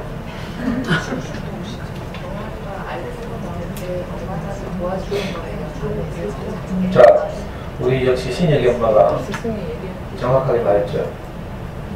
알을 깨고 나올 때, 그죠? 원래는 자기가 해야 되지만 안에서 알을 계속 쪼아야 돼요. 그런데 밖에서 어미닭이 도와주는 거예요. 이걸 뭐 질탑동시라고 하죠. 유명한 한자 수건데 어미닭이 알을 품고 있다가 때가 되면 병아리 안에서 껍질을 부리로 쪼개 되는데 이것을 질이라고 하고 여기 나오네요. 어미닭이 아이씨 또 그래. 줄탁동시. 줄이야? 줄인데 줄? 누가 줄이래? 우리 줄탁동시라고 하나. 줄인데 줄? 쫄탁. 누가 봤는지 한번 붙어볼까? 줄탁동시. 쫄탁. 이상한데? 여기 봐 질탁이라고 돼 있잖아. 이것도 줄탁이라고. 질탁동시인데? 누가 줄탁이래? 한자 어디가? 줄은 나오는데? 줄은 검색 안 나오는데? 두개 다 있어. 두 개 다 있다고? 한자 표현 여기 있죠. 복사하자. 아, 그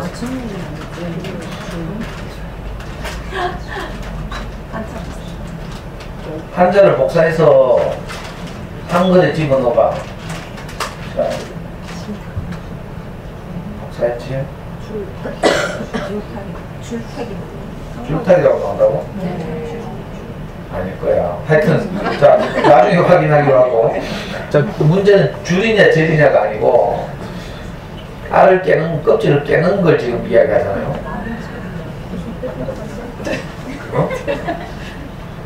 꼭 맥락에서 벗어난다. 그 어미닭이 알 안에서 부리로 알을 쪼은다고 하잖아요. 그러면 밖에서 연마가 그걸 돕는 거죠. 그래서 우리가 나만의 세계와 싸우는 거죠. 내가 이미 영향을 받은 세계가 있어요. 저는 뭐가 많아야 된다, 뭐 환경이 좋아야 된다, 뭐 이런 우리를 지배하고 있는 어떤 가치관이 있죠. 이 가치관을 가지고서는 절대로 우리 아이한테 너는 부족함이 없다 이 말 못해. 뭐가 돼야 되니까. 공부를 잘해야 되고, 뭐 1등을 해야 되고, 뭐 이런 조건이 있어야 행복하다고 생각되는 가치관을 가지고 있는 한 내가 맨정신으로 우리 아이한테 그 말 할 수가 없거든. 그러니까 이런 거 끊임없이 싸워야 하는 거죠. 불안감을 싸우고. 그때 제가 이제 이 바깥에서 이런 강의를 통해서 여러분들을 돕는 거예요. 저도 그랬고. 그래서 새로운 세계로 나아가는 거죠. 이제 그 데미안은 유명한 성장 소설이잖아요. 성장 과정에 있는 청소년들에게 새로운 세계로 나아가기 위해서 읽으라고 권하는 필독서이기도 한데, 이건 뭐 청소년들, 물리적인 청소년뿐만 아니라 우리 모두가 사실은 연어가 폭포를 뛰어넘기 위해서 그 사선을 넘자면 여기 못 뛰어넘고 죽는 연어도 많대요. 그런 것처럼 우리도 나를 불안하게 하고 어떤 경향으로 자꾸 나를 이렇게 몰아가는 이런 생각들과 싸우면서 새로운 또 이야기를 듣고, 그래서 제가 맨날 우집 이야기 하잖아요. 제가 어떻게 살고 있는지, 내가 이론으로만 그렇게 하는 게 아니라 진짜 제가 있을 수 없는 일이 제게 일어나서 제가 아이를 그렇게 대하는 것처럼, 그러니까 할 수 있다니까? 제가 하면 여러분들 다 할 수 있어요. 저처럼 골 때리는 이런, 제가 다 말했죠. 오늘 오신 분은 모르겠지만 저를 까발릴수록 악취가 나죠. 같이 옛날에 제가 그런 말했는데, 깨진 질그릇 같아서 아무짝에 쓸모가 없는, 깨진 장독 뚜껑. 근데 어떤 시골 할머니들은요, 너무 가난하니까 장독 뚜껑 깨지잖아. 그걸 철사로 엮어서 거기다 소금 그 물을 빼는 데 쓰는데, 정말 잘해요? 소금 간수를 빼야 돼요. 소금 만들려면. 그럴 때 그죠? 깨진 장독 뚜껑을 철사로 여기서 엮어가지고 사용하는데, 저는 이 깨진 장독 뚜껑 같아서 그냥 폐기돼야 될 그런 사람인데, 여러 가지 면으로 와서. 그런데 저를 사용하겠다고 하는 그런 분을 만나가지고 내가 얼기설기 철사로 엮어가지고 지금 사용되고 있잖아요. 근데 제가 이렇게 살면 여러분들은 너무 쉬워요.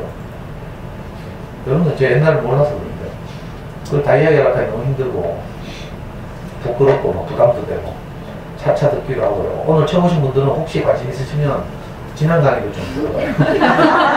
내가 맨날 내 그런 흑역사를 이야기하려고 하면 내가 너무 힘들어, 마음도 아프고 우울해야 되고 또. 근데 저를 다 아시는 분들한테는 제가 포장하거나 꾸밀 필요가 없잖아요. 빨리 이제 환상이 깨져야 되는 거예요. 지난번에 애 잘 키우고 뭐 애 공부 잘하고 이런 것만 가지고 있으면 안 되고요. 진짜 제게서 있을 수 없는 일이 일어난 것처럼, 제게 있을 수 없는 일은요, 내가 사람을 존재로 대하는 일. 이건 있을 수 없는 일이에요. 저도요, 옛날 그 서열주의에 찌들어가지고, 우리 형 입시 때부터 그거 계속 봤거든. 옛날에는 잡지가, 진학이라는 잡지가 있었어요. 전국 대학을 서열로 매기고 입시 정보를 제공하고, 우리 형이 너무 그 책 월간지를 사서 읽었거든요. 요즘은 인터넷으로 그렇게 하지만.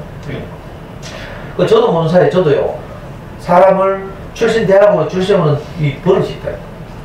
그렇게 세속적이고 이래요. 사람은 그런 걸로 평가하고. 근데 내가 어떻게 군함여산 나온 우리 모기님을 저렇게 고맙게 생각하고, 내가 모기님 뿐만이 아니지만 정말 감사하잖아요. 제 일생에서 어떤 제 강의 들었던 분들이, 아니 저같이 보잘것없는 사람이 한 말을 너무 귀하게 여기고요. 모기님 이전에 또 써니님이라고 있었어. 지금 우리 교회에서 우리 목사님 모든 말씀을 이분이 다 유튜브에 올리고 있어요. 처음에 제 강의를 듣고 왔거든. 잠순에서 저를 만났어요. 수성구에 사는데 제 강의 들으러 어렵게 찾아와서 강의 듣다가 너무 아깝다 하면서 자기가 비디오 카메라를 사와가지고 제 강의를 찍기 시작했단 말이에요. 그래서 유튜브에 올리기 시작했어, 이분이. 그걸 이제 모기님이 이어받았어요. 너무 고맙잖아요. 세상에 내가 아무 상관없는 분들이 한 분 나타나서 물심양면으로 저를 돕고 있어요. 지금까지 다 은혜죠, 은혜. 저는 친구도 하나도 없거든요. 인생을 잘못 살았어요. 친구가 하나도 없어요. 중고등학교 못 다녔잖아요. 불알 친구, 이사를 많이 다녀서 없어요. 겨우 아는 건 운동권 친구들인데, 내가 어느 날을, 그죠? 그 34살에 있었던 그 사건 때문에 제가 운동권을 떠났잖아? 그래서 내 팔자에 없던 교회를 다니게 됐어요. 나는 사회주의자인데. 그럼 운동권에서 다 뭐라 해요? 비웃지. 변절했다가. 그럼 운동권도 내가 연락이 안 돼. 나는 아무도 안 했어요. 친구도 한 명도 없어요. 불쌍하죠. 요즘 말로 아싸. 완전한 아싸. 우리 어머니도 돌아가셨는데 내하고 관계돼서 좋은 묻는 사람이 하나도 없어요. 불쌍하죠? 근데 저게 지금 카톡 친구가 1,400명이 넘고 기적이죠, 이거. 있을 수 없는 일이 났어. 나는 모르는데 자기가 막 내보는 저장한 엄마들이 얼마나 많은지 몰라. 그럼 카톡에서 계속 푸시 되잖아. 그리고 1,400명 되고요. 페이스북 친구가 뭐 1,000명 가까이 되고. 있을 수 없는 일이 난 거죠. 제가 사람을 있는 그대로 보고 존재도 되고 귀하게 여기게 되고 이거 기적이에요, 기적. 그리고 그걸 더 제일 어려운 게 뭐예요? 지 자식한테 하는 거야. 남들한테는 뭐 예의상 할 수도 있고 선으로 할 수도 있는데 자기 자식을 보고 그렇게 대하면 이거 진짜 어렵거든요. 근데 내가 어떻게 내가 생각해도 내가 기특하다니까. 소파에 누워있는 우리 아들 뺨을 내가 어루만지면서 잘 자락하면서 왔다니까. 빨리 깨가 세수하고 가락하는 게 아니라 우리 아들 잘 자락하면서 왔어. 비꼬? 뭘 비꼬야 그래. 비꼬 우리 아들 기분 나빠서 가만히 있겠어? 바로 들이대지. 나는 진짜 너무 신기해요. 사실은 우리 아들이 안 가고 잘 자도 괜찮아.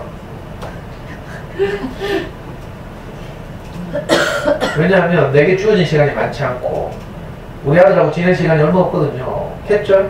괜히 공부 잘해가지고 서울 가는 바람에 아들하고 같이 지낼 시간이 20살 이후로 없어요. 내려오면 길면 2박 3일 1박 2일 있다가 오고 2달에 한 번씩.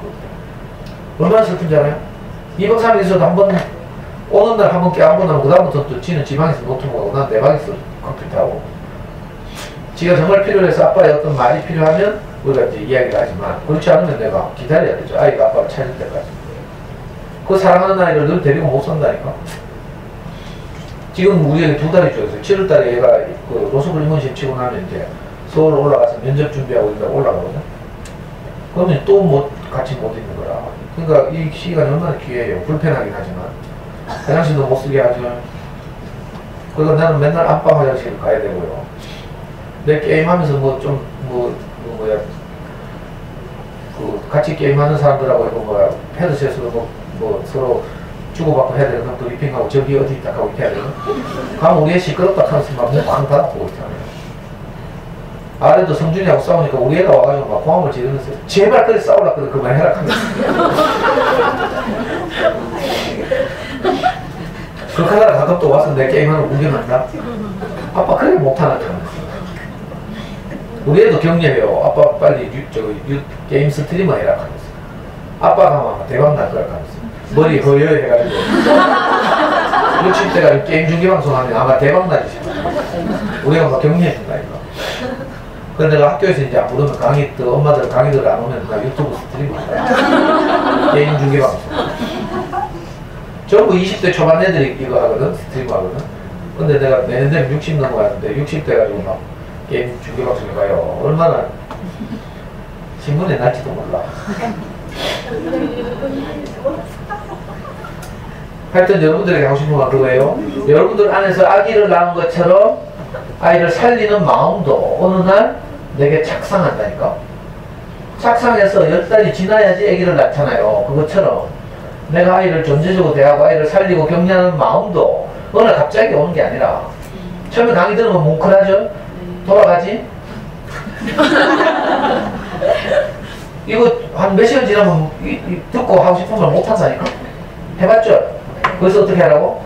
이 막 뭉클한 마음이 생겼을 때 일단 카톡이라도 하라고. 빨리 전화를 하거나 남편들한테 또는 어른들한테 그 마음을 빨리 표현하면 내게서는 좀 이따 사라지지만 표현을 들은 사람에게는 영원히 새겨져 있어.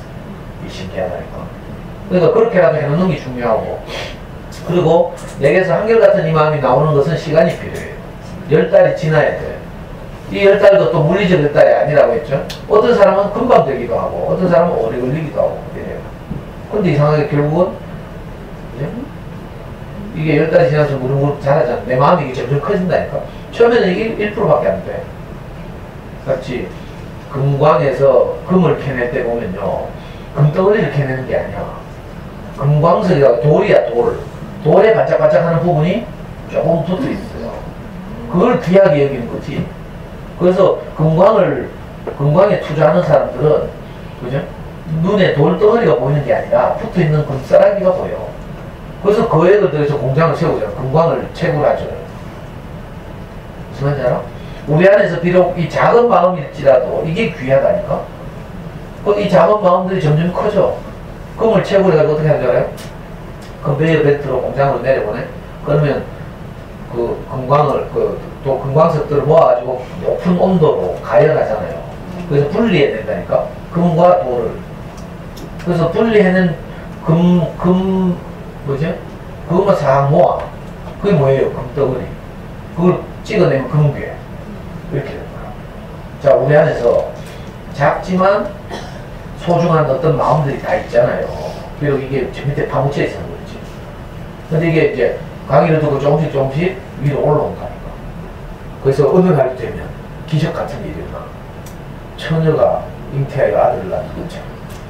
잘 들어요. 가톨릭 성당에 다니는 사람들 미안한데, 처녀가 잉태하여 아들을 낳는다 이 말을 이상하게 들으면 안 돼. 처녀가 어떻게 잉태해서 아들을 낳아?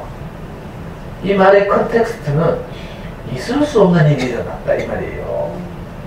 불가능한 일이 일어났다. 어떻게 사람인데 하나님의 마음을 표현하는 사람이 있는가 이거지. 자기들이 제자들이 예수를 만났는데 하나님은 하늘에 있다고 생각했다. 유대인들은 수천 년 동안. 그리고 그 하늘에 대고 경배하고 제사 지내고 막 이랬어요. 근데 어느 날 예수라는 청년을 만나서 따라다니 보니까 이 사람에서 나오는 마음이 하나님 마음 같아. 그래가지고 예수의 제자 마태가 그렇게 썼어요. 보라, 처녀가 잉태하여 아들을 낳을 것인데 그 이름을 임마누엘이라 할 것이다. 이건 그래도 사실은 마태가 먼저 한 말이 아니고요. 자기들의 수백 년 전의 조상 이사야라는 선지자가 있었어. 구약 성경이거든요. 이 이사야라는 선지자가 그렇게 말했어. 이스라엘이 그때 어디더라? 외국의 침략을 받아가지고 완전히 패망 직전에 있어. 패망 직전에.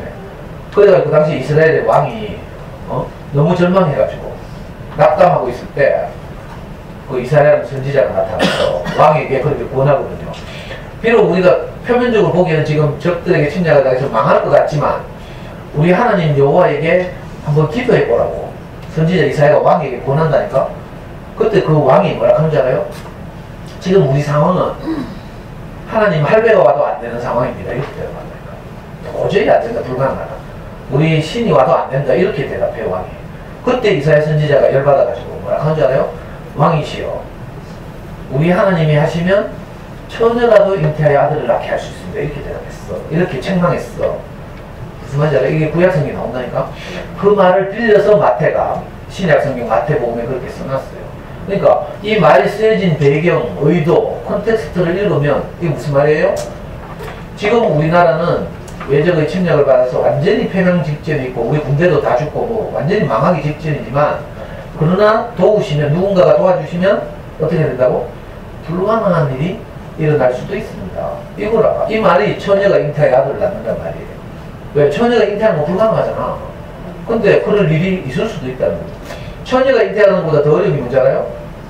우리가 아이들을 있는 그대로 사랑하는 거야. 이거 처녀가 잉태하는 것보다 더 어려워. 여러분들 안 해봤어요? 정말 소중한데 정말 소중하잖아. 안 되잖아. 근데 정말 어렵다니까. 처녀는 혹시 뭐 밤에 어떻게 해가지고 할 수도 있지만 우리가 맨정신에 이거 아이를 사랑한다고 말하고 너는 부족함이 없다고 말하고 이건 너무 어려운 일이죠. 근데 처녀가 잉태하는데 왜 우리가 그걸 못하겠어? 할 수 있지. 한번 잘해보자고 그러니까. 저는 제 인생을 걸고 여성분들한테 말할 수 있어요. 그 어떤 말을 잘 듣다 보면 이상하게 내 안에 뭐가 창조돼. 어떤 말을 들으면 마음이 창조돼요. 말이 마음을 창조하는, 마음이 마음을 창조하는 거죠. 했죠. 운전하다 갑자기 어떤 놈 끼어들잖아. 갑자기 분노가 창조돼. 근데 내가 야 니 참 이쁘다 이런 게 저는 이번에 4대 부처 강의를 갔는데 어떤 엄마들 중간 많이 왔더라. 반응도 좋고 어떤 엄마 중간에 선생님 잘생겼어요 카대. 그 내게 흐뭇함이 딱 창조돼. 원래 그 마음이 없었다니까. 근데 그 말 들으니까 굉장히 더 기분이 좋아. 여러분도 안 그래요? 잘생기셨어요. 그래 그러니까 억지로인데 그 말 듣자고. 자, 어떤 말이 마음을 창조해요. 창조라는 게 이런 거라 뭐 자연의 저게 창조라는 게 아니고 컨텍스트는 그렇다고요. 태초에 하나님이 천지를 창조하신 이렇게 하잖아요. 그러니까 전부 이걸 텍스트만 읽어. 그래서 저 물리적으로 저 자연이 어떻게 됐다고 말하고 있어요. 근데 그건 우리가 모르는 거잖아요. 수천년에 어떤 일이 있는지 몰라. 근데 우리가 확인할 수 있는 것은요. 어떤 말을 들으면 그 말이 마음을 창조해. 그리고 그 말은 어디서 나와요? 마음에서 나와. 그죠? 그러니까 우리가 어떤 말을 들으면 어떤 마음을 만나고요. 어떤 마음을 만나면 내가 위로를 받고 격려를 얻고요. 그죠? 그렇죠? 지난주에 제가 강연하니까 어떤 분이 막 너무 좋다 하면서 막 이랬다 하세요? 그런 거예요. 어떤 말을 들으면 내게 어떤 마음이 생겨. 이 생긴 건 그러니까 내 것이 아니죠. 내 마음이 아니야, 원래. 말을 들은 결과죠. 이게 열매지, 열매. 흙에게 씨가 뿌려져서 열매를 맺어요. 이게 흙 거예요? 아니죠. 그죠? 근데 흙은 아무짝에 쓸모도 없는데 내게서 열매가 맺히니까 너무 감사한 얘기죠. 그래서 재빨리 이 열매를 표현해야죠. 내가 어떤 마음이 생기면 사라지기 전에 빨리빨리 표현하라니까. 사라지고 없다고 해서 그 거짓말이 아니고 그때는 진실이니까. 아이들 학교 갔다 오면 넌 정말 소중하다, 기특하다, 대견하다 이렇게 금요일만이라도 표현해보라니까. 하다 보면 요게 3일 가 양발이. 좀 있으면 그 일상이 돼요. 우리 일상이. 있을 수 없는 일이 일어난다니까. 연어가 10,000몇 킬로를 태평양까지 헤엄쳐갔다가 어떻게 남대천까지 돌아오겠어요. 이 상식적으로 생각해봐. 이거 불가능한 일 같잖아.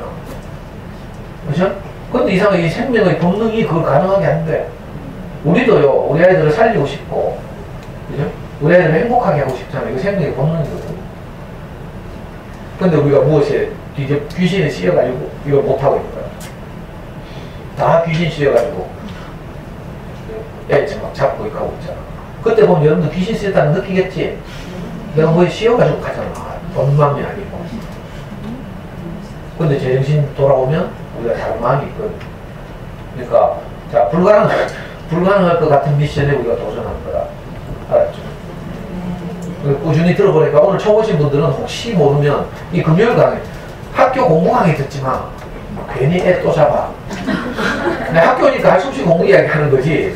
괜히 그거 듣고 막 좋아가지고 지금 왔지? 한번 해봐야 되는가? 뭐 엄마표 영어 한번 해봐. 엄마표 영어를 하려면 어떤 마음이 있어야 돼요. 엄마표 영어 기술만 있어도 되는 게 아니고 제가 가지고 있는 어떤 마음이 있어야 이걸 쉽게 아이들한테 할 수 있어요. 그래서 먼저는 이 마음을 회복하는 거, 이게 중요하죠. 그런 다음에 하면요, 아이 키우는 게 너무 재밌다니까. 행복하기도 하고 신기하고 기특한 일이 일어나고. 그래서 어제보다 못한 오늘이 오게 된 거야. 그리고 더 나아가서는 나중에 여러분들도 그렇게 말하게 될 거예요. 내가 이렇게 행복한 것처럼 우리 아이도 내게 있는 행복이 그대로 전해졌으면 좋겠다. 이게 최선의 부모잖아. 안 그래요? 근데 우리가 이게 웃으면 되게 돼요. 내가 아쉬운 것은 니는 안 겪어야 될 텐데 이거 한다니까. 이거 비극이라 사실은. 저도 우리 어릴 때 그랬다고 했죠. 내가 아쉬워서 내 아쉬움을 겪게 하지 않으려고 했다니까. 처음에 자녀를 취재할 때. 이건 바람직한 일이 아니죠. 근데 지금은 내가 행복한 것처럼 우리 아이가 직업은 어떤 거든 내가 상관이 없어. 내가 우리 아이를 늘 그렇게 위로하잖아요. 아니 로스쿨 떨어지면 아빠하고 학원 하자고. 우리 아이하고 내가 수학 전문 학원 하면 대박 날 거야. 자기주도 학습 전문 학원. 아, 무게는 펼쳐 뛰지, 이제. 대부분 사람 살듯이 못된다. 근데 저는 담대하게 그런 마음이 있다니까. 우리 애가 늘 내 옆에 있고요. 그냥 먹고 살기만 하면 되니까. 두려움이 없어. 그죠? 우리가 그런 담대함으로 아이들을 키우면 아이들이 행복해져요. 자, 시간 많이 흘렀죠. 자, 연어라는 텍스트를 읽으면서 우리가 이 안에 들어있는 컨텍스트를 읽어내는 거죠. 그래서 불가능할 것 같은 그런 세계로 우리 아이들과 함께 가는 거예요. 정말 아이를 존재적으로 생각하고 대하고 또 우리 입에서 일상적으로 우리 아이에 대해서 살리는 말이 나오고 이런 일이 일어나도록. 그리고 그런 일이 일어나면요, 혼자 하지 말고 좀 알려줘. 그래 내 강의 때 좀 써먹지. 알았죠? 카페도 좀 쓰고 마치겠습니다.